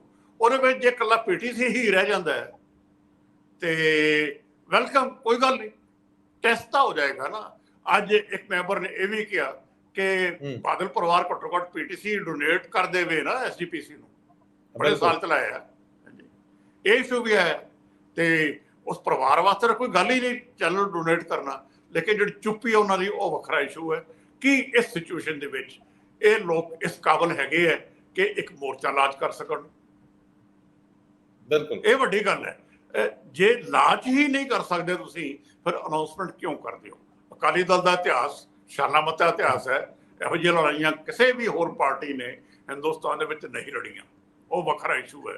ਲੇਕਿਨ ਅੱਜ ਜਿਹੜੀ ਹਾਲਤ ਹੈ, ਇਹ ਗੱਲ ਉੱਠੀ ਹੈ ਵੀ ਜਿਹੜੀ ਅੱਜ ਹਾਲਤ ਬਣੀ ਹੈ ਸਰਕਾਰ ਦੀ, ਇਹ ਹਿੰਮਤ ਪਈ, ਇਹ ਕਿਉਂ ਬਣੀ ਹੈ? ਇਹ ਐਸਜੀਪੀਸੀ ਦੇ ਜਨਰਲ ਹਾਊਸ ਦੇ ਵਿੱਚ ਡਿਸਕਸ ਹੋਣਾ ਚਾਹੀਦਾ ਸੀ ਵੀ ਇਹ ਸਾਰਾ ਕੁਝ ਕਿਉਂ ਵਾਪਰ ਰਿਹਾ ਹੈ, ਕੌਣ ਜ਼ਿੰਮੇਦਾਰ ਹੈ। ਉਹ ਪਿਨ ਪੁਆਇੰਟ ਨਹੀਂ ਹੋਇਆ। ਜੇ ਸਿਰਫ ਸਿੰਗਲ ਪੁਆਇੰਟ ਏਜੰਡੇ ਤੇ ਹੀ ਮੀਟਿੰਗ ਕਰਨੀ ਸੀਗੀ, ਇਹਦੀ ਤਾਂ ਕੋਈ, ਇਹ ਤਾਂ ਇਕੱਲੇ ਪ੍ਰਧਾਨ ਜੀ ਸਟੇਟਮੈਂਟ ਇਸ਼ੂ ਕਰ ਦਿੰਦੇ, ਉਹੀ ਬੜੀ ਸੀਗੀ। ਜਾਂ ਹੁਣ ਅੱਗੇ ਇਸ ਤੋਂ ਬਾਅਦ ਇਹ ਪੰਥਕ ਇਕੱਠ ਸੱਦਣ ਜਨਰਲ ਹਾਊਸ ਦੀ ਮੀਟਿੰਗ ਦੇ ਵਿੱਚ। ਪਹਿਲਾਂ ਹੁੰਦਾ ਰਿਹਾ ਇਸ ਤਰ੍ਹਾਂ, ਇਹ ਟ੍ਰੈਡੀਸ਼ਨ ਹੈ ਕਿ ਐਸਜੀਪੀਸੀ ਜਨਰਲ ਹਾਊਸ ਦੇ ਨਾਲ ਪੰਥਕ ਇਕੱਠ ਕਰਦੀ ਹੈ। 100 ਬੰਦਾ ਹੋਰ ਵਿਦਵਾਨ, ਬਾਕੀ ਸੈਕਸ਼ਨਸ, ਬਾਕੀ ਸੰਪਰਦਾਵਾਂ, ਉਹਨਾਂ ਨੂੰ ਇਨਵਾਈਟ ਕਰਦੀ ਹੈ। ਓਪਨ ਡਿਸਕਸ਼ਨ ਹੁੰਦੀ ਹੈ, ਇਹ ਨਹੀਂ ਕਿ ਸਾਨੂੰ ਬੋਲਣ ਨਹੀਂ ਦੇਣਾ। ਓਪਨ ਡਿਸਕਸ਼ਨ ਕਰੋ, ਸਾਰਾ ਡਿਸਕਸ ਕਰੋ। ਲੇਕਿਨ ਵੱਡਾ ਇਸ਼ੂ ਅਗੇਨ ਉਹੀ ਹੈ ਕਿ ਅਕਾਲੀ ਦਲ ਕਿੱਥੇ ਆਵੇ, ਇਹ ਜਵਾਬ ਚਾਹੀਦਾ ਹੈ ਜੀ। ਇੰਦਰਪ੍ਰੀਤ ਜੀ, ਭਗਵੰਤ ਮਾਨ ਘੰਟਾ ਕੁ ਪਹਿਲਾਂ, ਮਤਲਬ ਉਹਨਾਂ ਦਾ ਪ੍ਰੋਗਰਾਮ ਸਾਰਾ, ਉਹਨਾਂ ਕੋਲ ਜਿਹੜੀ ਰਿਪੋਰਟ ਪਹੁੰਚੀ ਹੋਊ ਜਾਂ ਉਹਨਾਂ ਨੇ ਸੁਣਿਆ, ਉਸ ਤੋਂ ਬਾਅਦ ਟਵੀਟ ਕਰਦੇ ਆ ਕਿ ਸ਼੍ਰੋਮਣੀ ਅਕਾਲੀ ਦਲ ਬਾਦਲ ਦੇ ਮੁੱਖ ਬੁਲਾਰੇ ਸ਼੍ਰੀ ਹਰਜਿੰਦਰ ਸਿੰਘ ਧਾਮੀ ਜੀ ਅੱਜ ਦੇ ਇਜਲਾਸ ਵਿੱਚ ਪਵਿੱਤਰ ਗੁਰਬਾਣੀ ਤੇ ਸਭ ਨੂੰ ਮੁਫਤ ਪ੍ਰਸਾਰਣ ਬਾਰੇ ਕੋਈ ਵਿਚਾਰ ਵਟਾਂਦਰਾ ਹੋਇਆ ਜਾਂ ਫਿਰ ਮੈਨੂੰ ਗਾਲਾਂ ਕੱਢਣ ਦਾ ਮਤਾ ਪਾਸ ਕਰਕੇ ਇਜਲਾਸ ਖਤਮ। ਫਿਰ ਅੱਗੇ ਪ੍ਰਸ਼ਨ ਚਿੰਨ੍ਹ ਪਾਉਂਦੇ ਆ। ਫਿਰ ਕਹਿੰਦੇ ਆ ਧਾਮੀ ਸਾਹਿਬ ਲੋਕ ਸਭ ਦੇਖ ਰਹੇ ਨੇ, ਕਬੂਤਰ ਦੇ ਅੱਖਾਂ ਮੀਚਣ ਨਾਲ ਬਿੱਲੀ ਨਹੀਂ ਭੱਜਦੀ, 3 ਬਿੰਦੀਆਂ। ਮੇਰਾ ਮਤਲਬ ਬੜਾ ਸਾਫ਼ ਜਿਹਾ ਹੈ ਕਿ ਇਹ ਭਗਵੰਤ ਮਾਨ ਆਪਣੀ ਹਮਲਾਵਰਤਾ ਤੋਂ ਪਿੱਛੇ ਨਹੀਂ ਹਟੇ। ਦੂਜੀ ਗੱਲ, ਜਦੋਂ ਅੱਜ ਧਾਮੀ ਸਾਹਿਬ ਪ੍ਰੈਸ ਕਾਨਫਰੰਸ ਕਰ ਰਹੇ ਸੀ ਤਾਂ ਸਰਦਾਰ ਜਗਤਾਰ ਸਿੰਘ ਹੁਣਾ ਦਾ ਜਿਹੜਾ ਤੌਖਲਾ ਹੈ ਉੱਥੋਂ ਗੱਲ ਅੱਗੇ ਵਧੀ। ਉਹ ਕਹਿੰਦੇ ਵੀ ਸਾਡੇ 117 ਹਲਕਿਆਂ ਦੇ ਜਿਹੜੇ ਇੰਚਾਰਜ ਹੈ ਉਹ ਕੱਲਾ ਸ਼੍ਰੀ ਅਕਾਲ ਤਖਤ ਸਾਹਿਬ ਤੋਂ ਜਿਹੜਾ ਵੀ ਅਸੀਂ ਡੈਸਟੀਨੇਸ਼ਨ ਮਿੱਥਾਂਗੇ, ਜਿੱਥੇ ਜਾ ਕੇ ਮੋਰਚਾ ਲਾਉਣਾ ਹੈ, ਜਿੱਥੇ ਤੱਕ ਉਹਨਾਂ ਜਾਇਆ ਕਰਨਾ ਰੋਜ਼, ਉਹ ਜਾ ਕੇ ਉੱਥੇ ਧਰਨਾ ਦਿਆ ਕਰਨਗੇ। ਉਹ 117 ਇੰਚਾਰਜ ਹਲਕਿਆਂ ਸਾਡਿਆਂ ਦੇ, ਤੇ ਉਹਦੇ ਵਿੱਚ 100 ਨਾਲ ਉਹਨਾਂ 120 ਮੈਂਬਰਾਂ ਦਾ ਜ਼ਿਕਰ ਦੂਜੇ ਨੰਬਰ ਤੇ ਕੀਤਾ। ਇਹਦਾ ਮਤਲਬ ਮੁੱਢਲੇ ਤੌਰ ਤੇ ਧਾਮੀ ਸਾਹਿਬ ਨੂੰ ਅਥੋਰਾਈਜ਼ ਕਰਤਾ ਗਿਆ ਅਕਾਲੀ ਦਲ ਵੱਲੋਂ ਵੀ ਤੁਸੀਂ ਲੜਾਈ ਲੜੋ, ਚਿਹਰਾ ਤੁਸੀਂ ਹੋ। ਅਸੀਂ ਕਿਉਂਕਿ ਲੋਕਾਂ ਦੇ ਸਾਹਮਣੇ ਜਿਹੜਾ ਉਹ ਕ੍ਰਿਟਿਸਿਜ਼ਮ ਹੁੰਦਾ ਹੈ ਸਾਡਾ, ਔਰ ਸਾਡੇ ਚਿਹਰਿਆਂ ਨੂੰ ਬਹੁਤਾ ਪ੍ਰਵਾਨ ਨਹੀਂ ਕੀਤਾ ਜਾਂਦਾ, ਸੋ ਇਹ ਲੜਾਈ ਨੂੰ ਤੁਸੀਂ ਲੜੋ। ਮੈਂ ਦੋਸਤੋ ਇੱਕ ਚੀਜ਼ ਕਹਿ ਦਿਆਂ, ਅਸੀਂ ਅੱਜ ਇੰਦਰਪ੍ਰੀਤ ਜੀ ਵੀ ਬਾਹਰ ਗੱਡੀ ਦੇ ਵਿੱਚ ਬੈਠ ਕੇ ਪ੍ਰੋਗਰਾਮ ਕਰਿਆ, ਮੈਂ ਵੀ ਆਪਣੇ ਸਟੂਡੀਓ ਤੋਂ ਬਾਹਰ ਆਇਆ, ਤਾਂ ਮੈਨੂੰ ਹੁਣ ਇਸ ਵੇਲੇ ਧੁੱਪ ਪੈਣੀ ਸ਼ੁਰੂ ਹੋ ਗਈ ਮੇਰੇ ਵੀ ਚਿਹਰੇ ਦੇ ਉੱਤੇ। ਸੋ ਜਿਹੜੀਆਂ ਕੋਈ ਤੁਸੀਂ ਟੈਕਨੀਕਲ ਖਾਮੀਆਂ ਦੇਖ ਰਹੇ ਹੋਵੋਗੇ ਨਾ, ਇਹਨੂੰ ਦਰਕਿਨਾਰ ਕਰ ਦਿਓ, ਸਾਡੇ ਚਿਹਰਿਆਂ ਤੇ ਨਾ ਜਾਇਓ, ਖਿਆਲ ਪ੍ਰਵਾਹ ਤੇ ਜ਼ਰੂਰ ਨਜ਼ਰ ਰੱਖਿਓ। ਹਾਂਜੀ ਇੰਦਰਪ੍ਰੀਤ ਜੀ। ਦੇਖੋ, ਅਕਾਲੀ ਦਲ ਨੋ ਡਾਊਟ ਕਿ ਇੱਕ ਵੱਡੀ ਇਹੋ ਜਿਹੀ ਜਮਾਤ ਰਹੀ ਹੈ ਜਿਹੜੀ ਵਿਚਾਰ ਚਰਚਾ ਕਰਕੇ ਕੋਈ ਫੈਸਲੇ ਕਰਦੀ ਸੀ। ਜਿਹੜੇ ਚਰਚਾ ਕਰਨ ਦੇ ਮਤਲਬ ਉਹ ਸੀਗੇ ਨਾ ਸਾਡੇ ਪਲੇਟਫਾਰਮਸ, ਉਹਨਾਂ ਨੂੰ ਸੰਕੀਰਣ ਕਰਤਾ ਜਾ ਰਿਹਾ, ਛੋਟਾ ਕੀਤਾ ਜਾ ਰਿਹਾ। ਇਸ ਤੇ ਇਤਰਾਜ਼ ਹੈ ਮੇਰਾ। ਜਿਹੜਾ ਜਗਤਾਰ ਭਾਜੀ ਨੇ ਕਹੀ ਗੱਲ ਕਿ ਜਦੋਂ ਕੋਈ ਜੇ ਵਿਰੋਧੀ ਬੋਲ ਵੀ ਰਿਹਾ ਤਾਂ ਬੋਲ ਤਾਂ ਲੈਣ ਤੋਂ, ਬੋਲਣ 'ਚ ਕੋਈ ਹਰਜ ਨਹੀਂ ਹੁੰਦਾ, ਕਈ ਵਾਰ ਚੰਗੀ ਓਪੀਨੀਅਨ ਬਾਹਰ ਆ ਜਾਂਦੀ ਹੈ, ਅਸੀਂ ਉਹਨੂੰ ਇਨਕੋਰਪੋਰੇਟ ਕਰ ਸਕਦੇ ਹਾਂ, ਜਿਹੜੇ ਅਸੀਂ ਕੁਝ ਫੈਸਲੇ ਲੈਣੇ ਆ ਉਹਨਾਂ ਫੈਸਲਿਆਂ ਦੇ ਵਿੱਚ ਵੀ ਲੈ ਸਕਦੇ ਹਾਂ। ਪਰ ਜਿਹੜੀ ਗੱਲ ਤੁਸੀਂ ਇਹਦੀ ਕਹੀ ਹੈ ਭਗਵੰਤ ਮਾਨ ਉਹਨਾਂ ਨੇ ਜੋ ਟਵੀਟ ਕੀਤਾ ਹੈ, ਬਿਲਕੁਲ ਮੈਨੂੰ ਲੱਗਦਾ ਕਿ ਠੀਕ ਟਵੀਟ ਕੀਤਾ ਹੈ ਕਿ ਜੇ ਤੁਸੀਂ ਮਤਲਬ ਉਹਨਾਂ ਨੂੰ ਇਸ ਜਗ੍ਹਾ ਖੜਾ ਕਰਤਾ ਕਿ ਉਹ ਸਰਕਾਰ ਦਖਲ ਅੰਦਾਜ਼ੀ ਕਰ ਸਕਦੀ ਹੈ, ਉਹ ਬੋਲ ਸਕਦੇ ਨੇ ਇਹਨਾਂ ਚੀਜ਼ਾਂ ਦੇ ਉੱਤੇ, ਤੇ ਫਿਰ ਮਤਲਬ ਇਹ ਤੁਸੀਂ ਸਪੇਸ ਦੇ ਰਹੇ ਹੋ ਤਾਂ ਇਹ ਜੀ ਸਥਿਤੀ ਆਈ ਹੈ, ਅਦਰਵਾਈਜ਼ ਇਹ ਸਥਿਤੀ ਨਹੀਂ ਆਣੀ ਸੀਗੀ। ਹੁਣ ਇਹ ਮੌਕਾ ਹੈ, ਠੀਕ ਹੈ। ਜਗਤਾਰ ਭਾਈ ਨੇ ਕਿਹਾ ਜਿਹੜਾ ਕਿ ਮੋਰਚਾ ਲੱਗੇਗਾ, ਲਗਾਏਗਾ ਕੌਣ ਕਿਹਨੇ ਲਗਾਉਣਾ ਹੈ, ਪਹਿਲਾਂ ਇਹ ਤਾਂ ਡਿਸਾਈਡ ਹੋਵੇ। ਜਿਹੜੇ ਅਕਾਲੀ ਦਲ ਨੇ ਲਗਾਉਣਾ ਹੈ ਉਹ ਅਕਾਲੀ ਦਲ ਹੈ ਕਿੱਥੇ ਹੈ? ਹਜੇ ਤੱਕ ਤਾਂ ਕੋਈ ਫਾਰਮਲ ਮੀਟਿੰਗ ਹੋਈ ਨਹੀਂ ਇੱਥੇ, ਤਾਂ ਠੀਕ ਗੱਲ ਹੈ, ਇੱਥੇ ਇੱਕ ਵੀ ਮੀਟਿੰਗ ਨਹੀਂ ਹੋਈ ਅਜੇ। ਤੇ ਮੇਨ ਜਿਹੜੀ ਮੀਟਿੰਗ ਕੱਲ ਦਫ਼ਤਰ ਉਹਨਾਂ ਦੇ ਚ ਹੋਈ ਆ, ਉਹਨੂੰ ਭਗਵੰਤ ਮਾਨ ਨੇ ਟਵੀਟ ਕਰਕੇ ਅੰਡੋਸ ਕੀਤਾ ਤੇ ਅਕਾਲੀ ਦਲ ਉਤੋਂ ਭੱਜਣ ਦਾ ਯਤਨ ਕਰਿਆ। ਤੁਸੀਂ ਕਹੋ ਹਿੱਕ ਠੋਕ ਕੇ ਵੀ ਸਾਡੀ ਮੀਟਿੰਗ ਹੋਈ ਹੈ, ਇਤਰਾਜ਼ ਕੀ ਹੈ? ਨਹੀਂ ਹੋਈ ਨਾ, ਫਾਰਮਲ ਮੀਟਿੰਗ ਨਹੀਂ ਹੋਈ। ਠੀਕ ਆ ਜੀ, ਹਾਂ ਉਹ ਇਨਫਾਰਮਲ ਮੀਟਿੰਗ ਹੈ, ਜਸਟ ਆਪਾਂ ਵਿਚਾਰ ਚਰਚਾ ਗੱਲਬਾਤ ਵੀ ਯਾਰ ਕੱਲ ਕੀ ਕਰਨਾ ਹੈ ਇਸ ਤਰ੍ਹਾਂ ਦਾ। ਲੇਕਿਨ ਫਾਰਮਲ ਮੀਟਿੰਗ ਬੁਲਾਈ ਜਾਂਦੀ ਹੈ, ਇਨਵੀਟੇਸ਼ਨ ਭੇਜੇ ਜਾਂਦੇ ਨੇ ਕਿ ਇਹ ਬੰਦੇ ਆਣਗੇ, ਉਹਦੀ ਨੋਟਿੰਗ ਹੁੰਦੀ ਆ, ਮਿੰਟਸ ਬਣਦੇ ਆ, ਉਹਨੂੰ ਅਸੀਂ ਮੀਟਿੰਗ ਕਹਿੰਦੇ ਨਾ ਜੀ। ਮੈਨੂੰ ਲੱਗਦਾ ਕਿ ਉਸ ਤਰ੍ਹਾਂ ਦੀ ਮੀਟਿੰਗ ਨਹੀਂ ਹੋਈ, ਨਹੀਂ ਤਾਂ ਮੀਟਿੰਗ ਨੂੰ ਕੋਈ ਚੇਅਰ ਵੀ ਕਰਦਾ। ਇਸ ਤਰ੍ਹਾਂ ਦਾ ਕੁਝ ਹੈ ਨਹੀਂ ਸੀ ਕੱਲ, ਇਹ ਫਾਰਮਲ ਮੀਟਿੰਗ ਨਹੀਂ ਸੀ, ਇਨਫਾਰਮਲ ਮੀਟਿੰਗ ਸੀ। ਸੋ ਮੈਨੂੰ ਲੱਗਦਾ ਕਿ ਜਿਹੜਾ ਅਸੀਂ ਸਪੇਸ ਕ੍ਰੀਏਟ ਕਰ ਦਿੰਦੇ ਹਾਂ ਨਾ ਕਿਸੇ ਨੂੰ ਵੀ, ਕਿਸੇ ਲਈ ਵੀ, ਤਾਂ ਉਹਨੂੰ ਜਦੋਂ ਸਪੇਸ ਭਰਨਾ ਸ਼ੁਰੂ ਕਰਦਾ ਹੈ ਤਾਂ ਸਾਨੂੰ ਫਿਰ ਤਕਲੀਫ ਹੋਣੀ ਸ਼ੁਰੂ ਹੋ ਜਾਂਦੀ ਹੈ ਵੀ ਸਾਡੇ ਮੈਟਰਸ 'ਚ ਇੰਟਰਫੇਅਰ ਕਿਉਂ ਕਰ ਰਿਹਾ ਹੈ। ਸੋ ਮੈਨੂੰ ਲੱਗਦਾ ਕਿ ਅਕਾਲੀ ਦਲ ਨੂੰ ਤਾਂ ਪਹਿਲਾਂ ਇਹੀ ਸੋਚਣ ਦੀ ਲੋੜ ਹੈ, ਜਾਂ ਐਸਜੀਪੀਸੀ ਦੇ ਜਿਹੜਾ ਜਨਰਲ ਹਾਊਸ ਹੈ ਉਹਨੂੰ ਹੀ, ਜਾਂ ਉਹਨਾਂ ਦੇ ਜਿਹੜੇ ਨੇਤਾ ਨੇ ਉਹਨਾਂ ਨੂੰ ਇਹ ਸੋਚਣ ਦੀ ਲੋੜ ਹੈ ਵੀ ਯਾਰ ਅਸੀਂ ਦੂਜਿਆਂ ਨੂੰ ਥਾਂ ਕਿਉਂ ਦੇ ਰਹੇ ਹਾਂ, ਕਿਉਂ ਇਹਨਾਂ ਨੂੰ ਗੱਲ ਕਰਨ ਦਾ ਮੌਕਾ ਵੀ ਦੇ ਰਹੇ ਹਾਂ। ਠੀਕ ਹੈ, ਇਹ ਗੱਲ ਕਾਨੂੰਨੀ ਨਹੀਂ ਹੈ। ਮੈਂ ਸਵੇਰੇ ਵੀ ਆਪਣੇ ਪ੍ਰੋਗਰਾਮ 'ਚ ਇਹ ਕਿਹਾ ਸੀਗਾ, ਇਹ ਭਾਵਨਾਤਮਕ ਮੁੱਦਾ ਹੈ ਔਰ ਸਪਿਰਿਟ ਦੇ ਵਿੱਚ ਹੀ ਦੇਖਿਆ ਜਾਣਾ ਚਾਹੀਦਾ। ਮੇਰਾ ਤਾਂ ਸਿੰਪਲ ਜੀ ਆਰਗੂਮੈਂਟ ਹੈ ਕਿ ਅਕਾਲੀ ਦਲ ਤੇ ਐਸਜੀਪੀਸੀ ਕਦੋਂ ਤੱਕ ਬਾਦਲ ਪਰਿਵਾਰ ਦੇ ਕਮਰਸ਼ੀਅਲ ਇੰਟਰਸਟ ਨੂੰ ਪ੍ਰੋਟੈਕਟ ਕਰਨਗੇ। ਇਸ਼ੂ ਤੁਸੀਂ ਜੇ ਇੱਥੇ ਹੀ ਗੱਲ ਆ ਗਈ ਤੇ ਇਸ ਕਮਜ਼ੋਰੀ ਦਾ ਫਾਇਦਾ ਸਰਕਾਰ ਉਠਾ ਰਹੀ ਹੈ ਤੇ ਇਹਦੇ ਵਿੱਚ ਸਾਰੇ ਪੰਥ ਦਾ ਨੁਕਸਾਨ ਹੋ ਰਿਹਾ ਹੈ। ਕੀ ਬਾਦਲ ਪਰਿਵਾਰ ਇੰਨੀ ਵੀ ਕੁਰਬਾਨੀ ਨਹੀਂ ਕਰ ਸਕਦਾ? ਗੱਲ ਤਾਂ ਇੱਥੇ ਭਾਜੀ ਜਿਹੜੀ ਇਹਦੇ ਵਿੱਚ ਇੱਕ ਜਿਹੜੀ ਭਾਜੀ ਨੇ ਹੁਣੀ ਗੱਲ ਕੀਤੀ ਹੈਗੀ ਹੈ, ਪਿਛਲੇ ਦਿਨੀ ਮਤਲਬ ਸੁਖਬੀਰ ਬਾਦਲ ਹੋਰਾਂ ਦੇ ਘਰ ਜਾਣ ਦਾ ਮੌਕਾ ਮਿਲਿਆ ਸੀ, ਜਦੋਂ ਅਸੀਂ ਸਾਰੇ ਪੱਤਰਕਾਰ ਗਏ ਸੀ ਇਕੱਠੇ ਹੋ ਕੇ ਵੱਡੇ ਬਾਲ ਸਾਹਿਬ ਦਾ ਅਫਸੋਸ ਕਰਨ ਵਾਸਤੇ। ਤੇ ਉਦੋਂ ਵੀ ਸੁਖਬੀਰ ਬਾਦਲ ਹੋਰਾਂ ਨੇ ਇਸ ਇਸ਼ੂ ਅਸੀਂ ਵੀ ਛੇੜਿਆ ਸੀ ਉਹਨਾਂ ਨਾਲ, ਇਹ ਇਸ਼ੂ ਕਿ ਯਾਰ ਇਹ ਇੰਨਾ ਕਿੰਨਾ ਕੋਈ ਇਸ਼ੂ ਹੈਗਾ ਵੀ ਤੁਸੀਂ, ਤਾਂ ਉਹ ਕਹਿ ਰਹੇ ਸੀ ਯਾਰ ਮੇਰੇ ਲਈ ਤਾਂ ਕੋਈ ਹੈ ਹੀ ਨਹੀਂ ਪੀਟੀਸੀ, ਮੈਂ ਤਾਂ ਸਗੋਂ ਘਾਟਾ ਖਾ ਕੇ ਚਲਾ ਰਿਹਾ ਤੇ ਕੋਈ ਵੀ ਲੈ ਲਓ, ਮੈਨੂੰ ਤਾਂ ਕੋਈ ਇਤਰਾਜ਼ ਨਹੀਂ। ਮੈਨੂੰ ਲੱਗਦਾ ਕਿ ਜੇ ਉਹਨਾਂ ਨੂੰ ਕੋਈ ਇਤਰਾਜ਼ ਨਹੀਂ ਤਾਂ ਫਿਰ ਖੁੱਲ ਕੇ ਕਰਨ। ਇਹਦਾ ਮਤਲਬ ਜੇ ਖੁੱਲ ਕੇ ਨਹੀਂ ਕਰ ਰਹੇ ਤਾਂ ਫਿਰ ਕੋਈ ਇਤਰਾਜ਼ ਹੈ। ਸਰ ਦੋਨੋਂ ਚੀਜ਼ਾਂ ਇਕੱਠੀਆਂ ਮੈਨੂੰ ਲੱਗਦਾ ਕਿ ਨਹੀਂ ਚੱਲ ਸਕਦੀਆਂ। ਭਾਜੀ ਹੋਰਾਂ ਦੀ ਗੱਲ ਠੀਕ ਹੈ ਕਿ ਇੱਕ ਪਾਸੇ ਅਸੀਂ ਜਦੋਂ ਆਪਾਂ ਆਪਸੀ ਗੱਲਬਾਤ ਕਰਦੇ ਹਾਂ ਉਦੋਂ ਤਾਂ ਤੁਸੀਂ ਇਹ ਦਰਸਾਉਣ ਦੀ ਕੋਸ਼ਿਸ਼ ਕਰਦੇ ਹੋ ਕਿ ਵੀ ਮੈਨੂੰ ਕੋਈ ਪੀਟੀਸੀ ਦਾ ਜਾਂ ਗੁਰਬਾਣੀ ਦਾ ਪ੍ਰਸਾਰਣ ਕਰਕੇ ਮੈਨੂੰ ਤਾਂ ਘਾਟਾ ਹੀ ਹੁੰਦਾ, ਮੇਰੇ ਤੇ ਬਹੁਤ ਮੇਰਾ ਸਿਸਟਮ ਉੱਥੇ ਲੱਗਿਆ ਹੋਇਆ, ਮੇਰੇ ਬਹੁਤ ਪੈਸੇ ਖਰਚ ਹੁੰਦੇ ਆ, ਸਭ ਕੁਝ ਹੈ। ਪਰ ਦੂਜੇ ਪਾਸੇ ਆਪਾਂ ਉਹਨੂੰ ਛੱਡਣਾ ਵੀ ਨਹੀਂ ਚਾਹੁੰਦੇ।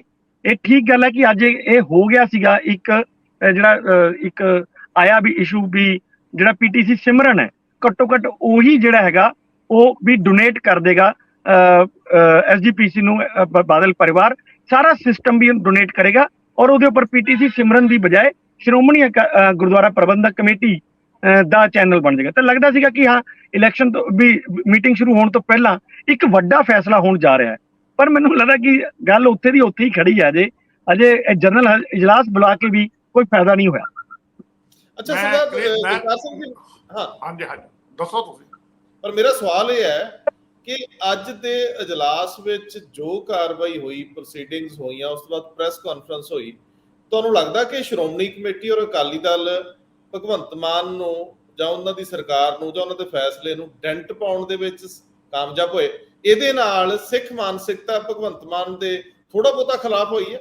ਤੁਹਾਨੂੰ ਲੱਗਦਾ ਅਕਾਲੀ ਦਲ ਨੂੰ ਲਾਭ ਹੋਇਆ ਕੋਈ, ਉਹ ਰਿਵਾਈਵ ਹੋਣ ਵਾਲੇ ਪਾਸੇ ਇੱਕ ਕਦਮ ਉਹਨੇ ਅੱਗੇ ਵਧਾਇਆ? ਤੁਹਾਨੂੰ ਲੱਗਦਾ ਇਹਦੇ ਉਲਟ ਹੋਇਆ? ਇਹਨਾਂ ਨੇ ਅੱਜ ਆਪਣੀ ਕਮਜ਼ੋਰੀ ਜਗ ਜ਼ਾਹਰ ਕੀਤੀ ਹੈ, ਅਕਾਲੀ ਦਲ ਨੇ ਵੀ ਤੇ ਐਸਜੀਪੀਸੀ ਨੇ ਵੀ।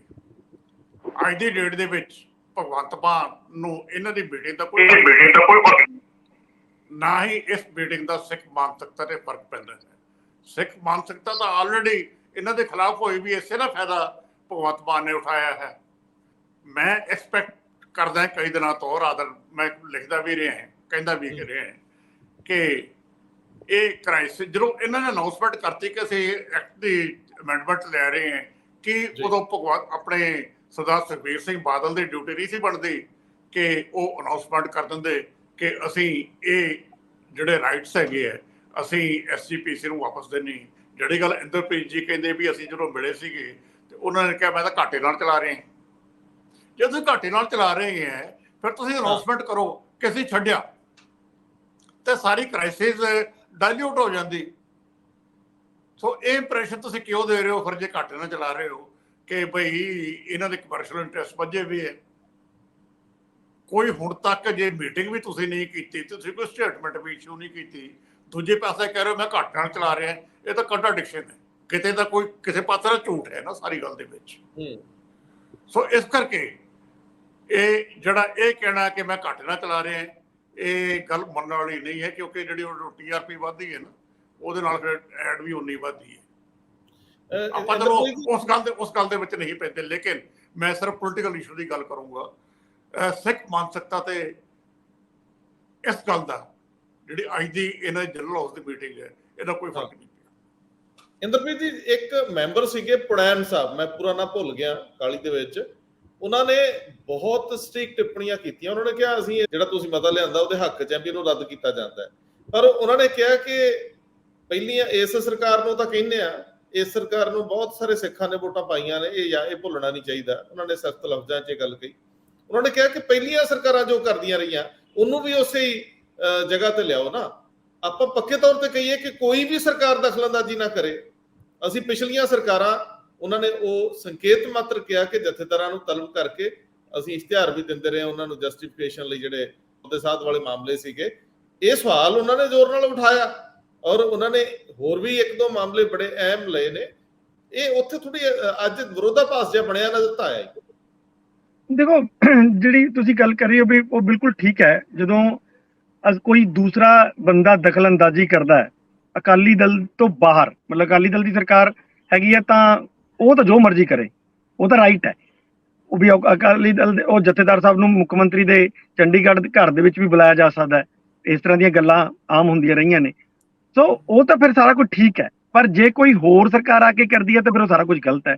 ਸੋ ਮੈਂ ਇਹ ਕਲੈਰਿਟੀ ਬਿਲਕੁਲ ਨਹੀਂ ਹੈ। ਇਸੇ ਕਰਕੇ ਜਿਹੜੀ ਜਗਤਾਰ ਭਾਜੀ ਨੇ ਗੱਲ ਕੀਤੀ ਹੈ ਨਾ ਕਿ ਇਹ ਲੋਕ ਸਿੱਖ ਮਾਨਸਿਕਤਾ ਤੋਂ ਉਤਰ ਚੁੱਕੇ ਨੇ, ਉਹ ਇਸੇ ਕਰਕੇ ਨੇ।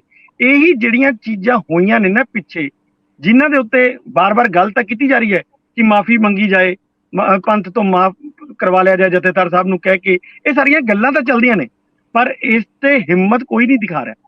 ਕਹੋ ਫਿਰ ਜਾਂ ਤਾਂ ਆ ਕੇ ਸਭ ਕੁਝ ਇਹ ਵੀ ਹਾਂ ਜੋ ਕੁਝ ਵੀ ਕੀਤਾ ਸੀ ਉਹ ਬਕਾਇਦਾ ਲਿਖ ਕੇ ਵੀ ਆਹ 10 ਗਲਤੀਆਂ ਸੀ, ਚਾਹੇ ਉਹਦੀ ਗਿਣਤੀ 5 ਕਰ ਲਓ 2 ਕਰ ਲਓ, ਲੇਕਿਨ ਕਹੋ ਤਾਂ ਸਹੀ ਵੀ ਆਹ ਗਲਤੀਆਂ ਸੀ, ਅਸੀਂ ਵੱਡੀਆਂ ਗਲਤੀਆਂ ਕੀਤੀਆਂ ਨੇ, ਇਸ ਤੇ ਲਈ ਅਸੀਂ ਪੰਥ ਤੋਂ ਮਾਫੀ ਮੰਗਦੇ ਹਾਂ ਤੇ ਪੰਥ ਸਾਨੂੰ ਮਾਫ ਕਰਦੇ, ਅਸੀਂ ਅੱਗੇ ਤੋਂ ਠੀਕ ਰਸਤੇ ਤੇ ਚੱਲਾਂਗੇ। ਜਦ ਤੱਕ ਇਹ ਨਹੀਂ ਕਰਦੇ ਤਾਂ ਮੇਰਾ ਇੱਕ ਵਿਚਾਰ ਇਹ ਹੈ ਕਿ ਫਿਰ ਜਦੋਂ ਤੁਸੀਂ ਨਹੀਂ ਚੱਲਦੇ ਤਾਂ ਕੋਈ ਵੀ ਇਸ ਜਿਹੜੀ ਵੀ ਮਾਨਸਿਕਤਾ ਇਹਨਾਂ ਦੇ ਵਿਰੋਧ 'ਚ ਹੋ ਜਾਂਦੀ ਹੈ, ਉਸ ਮਾਨਸਿਕਤਾ ਨੂੰ ਕੋਈ ਵੀ ਹੋਰ ਆ ਕੇ ਥੋੜਾ ਜਿਹਾ ਟ੍ਰਿਗਰ ਕਰਦਾ ਹੈ। ਤੇ ਅੱਜ ਜਿਵੇਂ ਭਗਵੰਤ ਮਾਨ ਹੋਰਾਂ ਨੇ ਇੱਕ ਜਿਹੜਾ ਸਿੱਖ ਗੁਰਦੁਆਰਾ ਐਕਟ ਹੈ ਇਹਦੇ ਵਿੱਚ ਇੱਕ ਤਰਮੀਮ ਕਰ ਲਈ, ਤੇ ਕੱਲ ਨੂੰ ਕੋਈ ਹੋਰ ਵੀ ਆ ਕੇ ਅਗਲੀ ਸਰਕਾਰ ਕੁਝ ਹੋਰ ਕਰੇਗੀ। ਸੋ ਇਸ ਤਰ੍ਹਾਂ ਦਾ ਤਾਂ ਅਸੀਂ ਇੱਕ ਰਾਹ ਖੋਲ ਦਾਂਗੇ ਤੇ ਇਹ ਲਗਾਤਾਰ ਅੱਗੇ ਫਿਰ ਇਸ ਤਰ੍ਹਾਂ ਦੀਆਂ ਚੀਜ਼ਾਂ ਚੱਲਦੀਆਂ ਹੀ ਰਹਿਣਗੀਆਂ, ਸਾਡੇ ਤੇ ਕੰਟਰੋਲ ਤੋਂ ਬਾਹਰ ਹੋ ਜਾਣਗੀਆਂ ਨੇ। ਸਰਦਾਰ ਜਗਤਾਰ ਸਿੰਘ ਜੀ, ਆਖਰੀ ਟਿੱਪਣੀ ਬਸ, ਬਹੁਤ ਛੋਟੀ ਹੋਵੇ ਭਾਵੇਂ।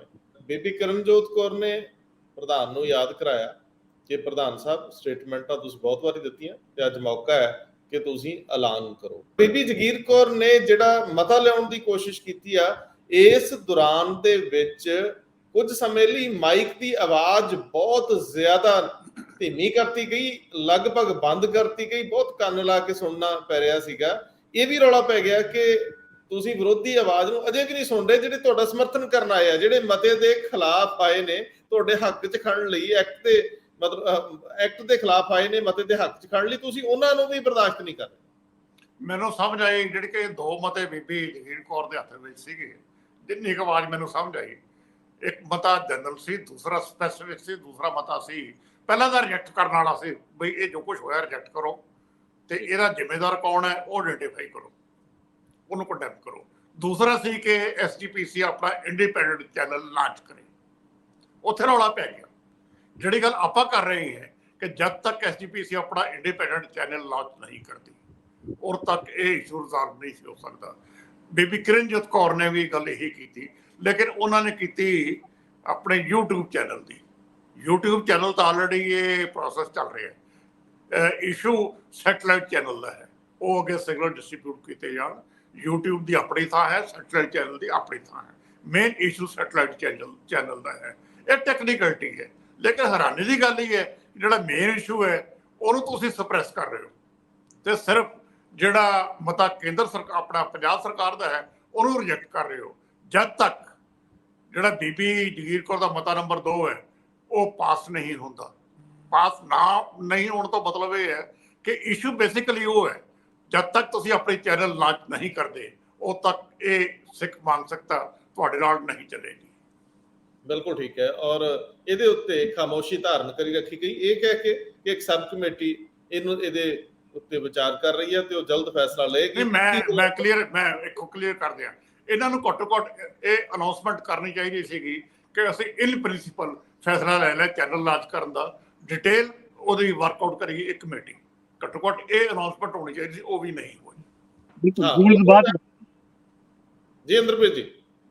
ਨਹੀਂ ਮੈਂ ਕਿਹਾ ਸਰ ਠੀਕ ਕਹਿ ਰਿਹਾ ਕਿ ਵੀ ਘੱਟੋ ਘੱਟ ਅਨਾਉਂਸਮੈਂਟ ਕਰ ਸਕਦੇ ਸੀ, ਉਸ ਤੋਂ ਬਾਅਦ ਮਹੀਨਾ 2 ਮਹੀਨੇ ਜੋ ਵੀ ਹੈਗਾ ਟਾਈਮ ਉਹ ਰੂਲਸ ਫਰੇਮ ਕਰਨ ਵਾਸਤੇ ਲੈ ਸਕਦੇ ਸੀ। ਵੀ ਜਿਵੇਂ ਉਹਨਾਂ ਨੇ ਕਿਹਾ ਵੀ ਇਹ ਜਿਹੜਾ ਚੈਨਲ ਹੋਏਗਾ ਇਸ 'ਚ ਐਡਵਰਟਾਈਜ਼ਮੈਂਟ ਨਹੀਂ ਕੋਈ ਵੀ ਪਾ ਸਕੇਗਾ। ਇਸ ਤਰ੍ਹਾਂ ਦੀ ਬਹੁਤ ਸਾਰੀਆਂ ਚੀਜ਼ਾਂ ਨੇ, ਅਗਰ ਕੋਈ ਨੇ ਵਾਇਲੇਟ ਕੀਤਾ ਤਾਂ ਉਹਨੂੰ ਅਸੀਂ ਅੱਗੇ ਤੋਂ ਫਿਰ ਫੀਡ ਨਹੀਂ ਦੇਵਾਂਗੇ। ਇਸ ਤਰ੍ਹਾਂ ਦੀਆਂ ਚੀਜ਼ਾਂ ਹੈਗੀਆਂ ਨੇ ਜਿਹੜੀਆਂ ਰੂਲਸ ਦੇ ਵਿੱਚ ਆਉਂਦੀਆਂ ਹੁੰਦੀਆਂ ਨੇ, ਉਹ ਬਾਅਦ 'ਚ ਫਰੇਮ ਹੋ ਸਕਦੇ ਸੀ, ਪਰ ਇੱਕ ਇਨ ਪ੍ਰਿੰਸੀਪਲ ਜਿਹੜਾ ਸਟੈਂਡ ਲੈਣਾ ਸੀ ਉਹ ਤਾਂ ਘੱਟੋ ਘੱਟ ਅੱਜ ਲੈਣਾ ਚਾਹੀਦਾ। ਇੰਦਰਪ੍ਰੀਤ ਮੈਂ ਕਲੀਅਰ ਕਰ ਦਿਆਂ, ਜਦੋਂ ਇਹ ਪ੍ਰੋਸੈਸ ਸ਼ੁਰੂ ਹੋਇਆ ਸੀ ਲਾਈਵ ਟੈਲੀਕਾਸਟ ਦਾ, ਇਹ ਸਾਰਾ ਕੁਝ ਡਿਸਾਈਡ ਉਦੋਂ ਹੀ ਹੋ ਗਿਆ ਸੀ। ਮੈਂ ਉਹਦੇ ਫਸਟ ਪਰਸਨ ਹੈ ਕਿ ਇਹ ਕਿਸ ਤਰ੍ਹਾਂ ਟੈਲੀਕਾਸਟ ਹੋਏਗਾ, ਅੱਧਾ ਘੰਟਾ ਪਹਿਲਾਂ ਕਿਹੜੇ ਪ੍ਰੋਗਰਾਮ ਚੱਲਣਗੇ, ਅੱਧਾ ਘੰਟਾ ਬਾਅਦ ਕਿਹੜੇ ਚੱਲਣਗੇ ਤੇ ਵਿੱਚ ਕੋਈ ਐਡ ਨਹੀਂ ਚੱਲੇਗੀ। ਇਹ ਡਿਸਾਈਡ ਹੋਇਆ ਵਾ ਸਾਰਾ, ਜਿਹੜੀ ਇਹ ਨਿਟੀ ਹੈ ਉਹ ਡਿਸਾਈਡ ਹੋਈ ਵੀ ਹੈ ਜੀ, ਉਹਦੇ ਕੋਈ ਇਸ਼ੂ ਨਹੀਂ ਹੈ। ਇਸ਼ੂ ਅੱਜ ਸੀ ਕਿ ਇਨ ਪ੍ਰਿੰਸੀਪਲ ਚੈਨਲ ਸ਼ੁਰੂ ਕਰਨ ਦੀ ਅਨਾਉਂਸਮੈਂਟ ਕਰੋ ਤੇ ਉਸ ਤੋਂ ਬਾਅਦ ਜਿਹੜੀ ਟੈਕਨੀਕਲਿਟੀ ਹੈ ਵਰਕਆਊਟ ਹੋ ਜਾਏਗੀ। 3 ਮਹੀਨੇ ਦੇ ਵਿੱਚ ਚੈਨਲ ਲਾਂਚ ਹੋ ਜਾਂਦੇ। ਚੈਨਲ ਲਾਂਚ ਕਰਦੇ ਵਿੱਚ ਕਿੰਨਾ ਟਾਈਮ ਲੱਗਦਾ ਅੱਜ ਕੱਲ੍ਹ? ਕੁਝ ਵੀ ਨਹੀਂ। ਈਵਨ ਸਵਾਮੀ ਰਾਮਦੇਵ ਵਰਗੇ ਨੇ ਤਾਂ ਆਪਣੀ ਚੈਨਲ ਲਾਂਚ ਕੀਤੀ ਹੋਈ ਸੀ। ਕਿੰਨੀਆਂ ਚੈਨਲ ਹਿੰਦੁਸਤਾਨ ਦੇ ਵਿੱਚ ਲਾਂਚ ਹੋਣੇ ਵੀ ਹੈ। ਐਸਜੀਪੀਸੀ ਵੀ ਐਡੀ ਵੱਡੀ ਸੰਸਥਾ ਹੈ, ਇਹਨਾਂ ਨੂੰ ਸਾਰੀ ਦੁਨੀਆ ਦੇ ਸਿੱਖ ਆਫਰ ਦੇ ਰਹੇ ਹੈ ਕਿ ਤੁਸੀਂ ਲਾਂਚ ਕਰੋ, ਅਸੀਂ ਚਲਾਵਾਂਗੇ। ਮੈਨੂੰ ਉੱਥੇ ਫਿਰ ਕਹਿਣਾ ਪੈਂਦਾ ਵਾਰ-ਵਾਰ ਕਿ ਤੁਸੀਂ ਇੱਕ ਪਰਿਵਾਰ ਦੇ ਕਮਰਸ਼ੀਅਲ ਇੰਟਰਸਟ ਕਰੋ ਤੱਕ ਪ੍ਰੋਟੈਕਟ ਕਰੋਗੇ। ਸੋ ਅੱਜ ਘੱਟੋ ਘੱਟ ਇਹਨਾਂ ਨੂੰ ਇਹ ਅਨਾਉਂਸਮੈਂਟ ਬੇਸਿਕ ਕਰਨੀ ਚਾਹੀਦੀ ਸੀ ਕਿ ਅਸੀਂ ਫੈਸਲਾ ਲੈ ਲਿਆ ਹੈ ਇਨ ਪ੍ਰਿੰਸੀਪਲ ਲਾਂਚ ਕਰਨ ਦਾ ਤੇ ਅਸੀਂ ਅਗਲੇ 6 ਮਹੀਨੇ ਦੇ ਵਿੱਚ ਇਹਨੂੰ ਲਾਂਚ ਕਰ ਦਿਆਂਗੇ। 15 ਤੋਂ 25 ਕਰੋੜ ਦੇ ਵਿੱਚ ਇਹਨੂੰ ਲਾਂਚ ਕੀਤਾ ਜਾ ਸਕਦਾ ਹੁੰਦਾ। ਬੁਨਿਆਦੀ ਤੌਰ ਤੇ ਇਹ ਇੰਨੀ ਕੁ ਅਮਾਉਂਟ ਨਾਲ ਸ਼ੁਰੂਆਤੀ ਦੌਰ 'ਚ ਹੋ ਜਾਂਦਾ, ਚੰਗੇ ਪਲੇਸਮੈਂਟ ਲਿਆ ਕੇ, ਔਰ ਜਿੰਨੀ ਗਵਰਨਮੈਂਟ ਦੀ ਫੀਸ ਹੈ ਡਰਾਫਟ ਜਮ੍ਹਾਂ ਕਰਾਉਣੇ ਦੂਜੇ ਤੀਜੇ। ਖੈਰ ਮੈਂ ਲਾਸਟ ਗੱਲ ਜਿਹੜੀ ਇਹਦੇ ਵਿੱਚ ਐਡ ਕਰਨਾ ਚਾਹੂੰਗਾ ਉਹ ਇਹ ਹੈ ਕਿ ਜਦੋਂ ਵੱਖ-ਵੱਖ ਮੈਂਬਰ ਮੌਕੇ ਤੇ ਇਹ ਡਿਮਾਂਡ ਕਰ ਰਹੇ ਸੀ ਕਿ ਪ੍ਰਧਾਨ ਸਾਹਿਬ ਆਓ ਅੱਗੇ ਤੇ ਫੈਸਲਾ ਕਰੋ, ਤੇ ਪ੍ਰਧਾਨ ਸਾਹਿਬ ਨੇ ਜੇ ਫੈਸਲਾ ਨਹੀਂ ਕੀਤਾ ਤੇ ਇਲਜ਼ਾਮ ਤਾਂ ਆਪਣੇ ਆਪ ਆਉਣਗੇ ਨਾ ਕਿ ਪ੍ਰਧਾਨ ਸਾਹਿਬ ਫੈਸਲੇ ਲੈਂਦੇ ਨਹੀਂ, ਫੈਸਲੇ ਜੋ ਉਹਨਾਂ ਨੂੰ ਕਹੇ ਜਾਂਦੇ ਉਹੀ ਲਏ ਜਾਂਦੇ ਆ। ਸਰਦਾਰ ਜਗਤਾਰ ਸਿੰਘ ਜੀ, ਅਸੀਂ ਜਾਣਬੁੱਝ ਕੇ ਸ਼ੱਕ 'ਚ ਸਭ ਕੁਝ ਪਾ ਦਿੰਦੇ ਆ ਨਾ? ਨਹੀਂ, ਉਹਦਾ ਕਾਰਨ ਬੜਾ ਸਪਸ਼ਟ ਹੈ ਨਾ। ਧਾਮੀ ਸਾਹਿਬ ਬੜੇ ਸ਼ਰੀਫ ਆਦਮੀ ਹੈ, ਅੱਛੇ ਵਰਕਰ ਹੈ, ਕਮਿਟਡ ਵਰਕਰ ਹੈ। ਇਹਨਾਂ ਨੇ ਬਹੁਤ ਕੰਮ ਕੀਤਾ ਹੈ ਧਰਮਯੋਗ। ਆਪਣੇ ਬਲੂਸਟਾਰ ਤੋਂ ਬਾਅਦ ਜੋਧਪੁਰ ਵਾਲਾ ਦਾ ਕੇਸ ਵੀ ਲੜਦੇ ਰਹੇ ਹੈ। ਬੜੇ ਸਿੰਪਲ ਲਾਈਫ ਹੈ ਇਹਨਾਂ ਦੀ। ਉਹ ਵੱਖਰੇ ਇਸ਼ੂਜ਼ ਹੁੰਦੇ ਆ, ਲੇਕਿਨ ਇੱਕ ਲੀਡਰ ਦਾ ਪੋਲੀਟੀਕਲ ਫੋਰਸ ਆਪਣੇ ਆਪ ਦੇ ਵਿੱਚ ਹੋਣਾ ਵੱਖਰੀ ਗੱਲ ਹੁੰਦੀ ਹੈ। ਇਹ ਮਾਸ ਲੀਡਰ ਕਦੇ ਵੀ ਨਹੀਂ ਰਹੇਗੇ। ਬਹੁਤ ਵਧੀਆ ਵਰਕਰ ਹੈਗੇ, ਕਮਿਟਡ ਵਰਕਰ ਹੈਗੇ, ਐਫੀਸ਼ੀਐਂਟ ਲੀਡਰ ਹੈਗੇ, ਸਭ ਕੁਛ ਹੈਗਾ। ਜਿਹੜਾ ਲੀਡਰ ਆਪਣੀ ਮਾਸ ਲੀਡਰਸ਼ਿਪ ਨਹੀਂ ਕਰ ਸਕਦਾ ਉਹ ਫੈਸਲੇ ਵੀ ਉਸ ਪੱਧਰ ਦੇ ਨਹੀਂ ਲੈ ਸਕਦਾ। ਸੋ ਇੱਥੇ ਹੀ ਫਰਕ ਹੈ। ਇਸ ਕਰਕੇ ਇਹਨਾਂ ਨੂੰ ਜਿਹੜੇ ਜਿੰਨੇ ਫੈਸਲੇ ਹੈ ਉੱਪਰੋਂ ਆਉਂਦੇ ਹੈ ਤੇ ਇਹ ਇਨੀਸ਼ੀਏਟਿਵ ਲੈ ਹੀ ਨਹੀਂ ਸਕਦੇ। ਇਹ ਪ੍ਰੋਬਲਮ ਹੈ। ਇਹ ਇਸੇ ਕਰਕੇ ਹੀ ਜਿਹੜੀਆਂ ਸਿੱਖ ਸੰਸਥਾਵਾਂ ਹੈ ਉਹਨਾਂ ਦਾ ਇੱਕ ਕਾਂਡ ਹੋਇਆ ਜੀ। ਇੰਦਰਪ੍ਰੀਤ ਜੀ, ਸੋ ਤੇ ਲਾਸਟ ਮੈਂ ਕਮੈਂਟ ਕਰੂੰਗਾ ਤੇ ਹਜੇ ਇਹਨਾਂ ਸੰਸਥਾਵਾਂ ਨੂੰ ਰਵਾਈ ਮੁੱਦੇ ਕਈ ਸਾਲ ਲੱਗ ਜਾਣਗੇ। ਜੀ ਇੰਦਰਪ੍ਰੀਤ ਜੀ, ਜਿਹੜਾ ਫੈਸਲਾ ਮੌਕੇ ਤੇ ਨਾ ਲੈ ਸਕਣਾ ਤੇ ਲੋਕਾਂ ਦੇ ਬ੍ਰੇਨ ਦੇ ਵਿੱਚ ਸ਼ੱਕ ਰਹਿਣਾ, ਜਾਂ ਫਿਰ ਜਿੱਦਾਂ ਭਗਵੰਤ ਮਾਨ ਸਾਹਿਬ ਨੇ ਕਿਹਾ, ਜਿੱਦਾਂ ਲਾਸਟ ਵਿੱਚ ਉਹਨਾਂ ਫਿਰ ਟਵੀਟ ਕਰਤਾ, ਕੱਲ ਕਹਿੰਦੇ ਸੀ ਤੁਸੀਂ ਉੱਥੋਂ ਫੈਸਲਾ ਲੈ ਕੇ ਜਾਓਗੇ, ਤੇ ਅੱਜ ਮੌਕੇ ਤੇ ਜਿਹੜਾ ਸਮੂਹਿਕ ਤੌਰ ਤੇ ਹਾਊਸ ਨੇ ਫੈਸਲੇ ਲੈਣੇ ਹੁੰਦੇ ਆ, ਉਹਦੇ ਵਿੱਚ ਅਸੀਂ ਕਿਤੇ ਕੁਤਾਹੀ ਵਰਤ ਕੇ ਇਹ ਮੈਸ ਲੋਕਾਂ ਨੂੰ ਗੱਲਾਂ ਕਰਨ ਲਈ ਮੌਕਾ ਤਾਂ ਦੇ ਹੀ ਦਿੱਤਾ ਨਾ ਜਿਹੜੇ ਵਿਰੋਧੀ ਹੈਗੇ। ਬਿਲਕੁਲ, ਮੈਂ ਤਾਂ ਪਹਿਲਾਂ ਹੀ ਇਹ ਗੱਲ ਕੀਤੀ ਕਈ ਰੰਧਾਵਾ ਸਾਹਿਬ ਕਿ ਜਦੋਂ ਤੁਸੀਂ ਖੁਦ ਕੋਈ ਫੈਸਲਾ ਨਹੀਂ ਲੈਂਦੇ, ਲੀਡ ਨਹੀਂ ਕਰ ਰਹੇ ਕਿਸੇ ਚੀਜ਼ ਨੂੰ, ਤਾਂ ਫਿਰ ਤਾਂ ਕੋਈ ਨਾ ਕੋਈ ਹੋਰ ਤਾਂ ਫਿਰ ਉਹਦੇ ਵਿੱਚ ਆਊਗਾ ਹੀ ਨਾ ਜੀ।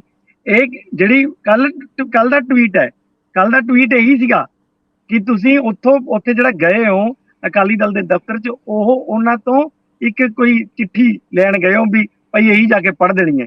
ਤਾਂ ਠੀਕ ਹੈ, ਜਿਹੜੀ ਉੱਥੇ ਦੀ ਸਪਿਰਿਟ ਸੀਗੀ ਹਾਊਸ ਦੀ, ਉਸਦੇ ਤੋਂ ਤਾਂ ਕੋਈ ਗੱਲ ਹੀ ਨਹੀਂ ਹੋਈ। ਇਹਦਾ ਮਤਲਬ ਹੈ ਵੀ ਫਿਰ ਹਾਊਸ ਚਾਹੁੰਦਾ ਕੁਝ ਹੋਰ ਹੈ ਔਰ ਤੁਸੀਂ ਮਤਲਬ ਕਰਨਾ ਕੁਝ ਹੋਰ ਚਾਹੁੰਦੇ ਹੋ, ਤਾਂ ਉਸ ਕਸ਼ਮਕਸ਼ ਦੇ ਵਿੱਚ ਹੀ ਇਹ ਜਿਹੜੀ ਸਾਰੀ ਡਿਬੇਟ ਹੈ ਉਹ ਡੀਰੇਲ ਹੋ ਗਈ। ਬਹੁਤ ਮਿਹਰਬਾਨੀ, ਬਹੁਤ ਧੰਨਵਾਦ। Thank you.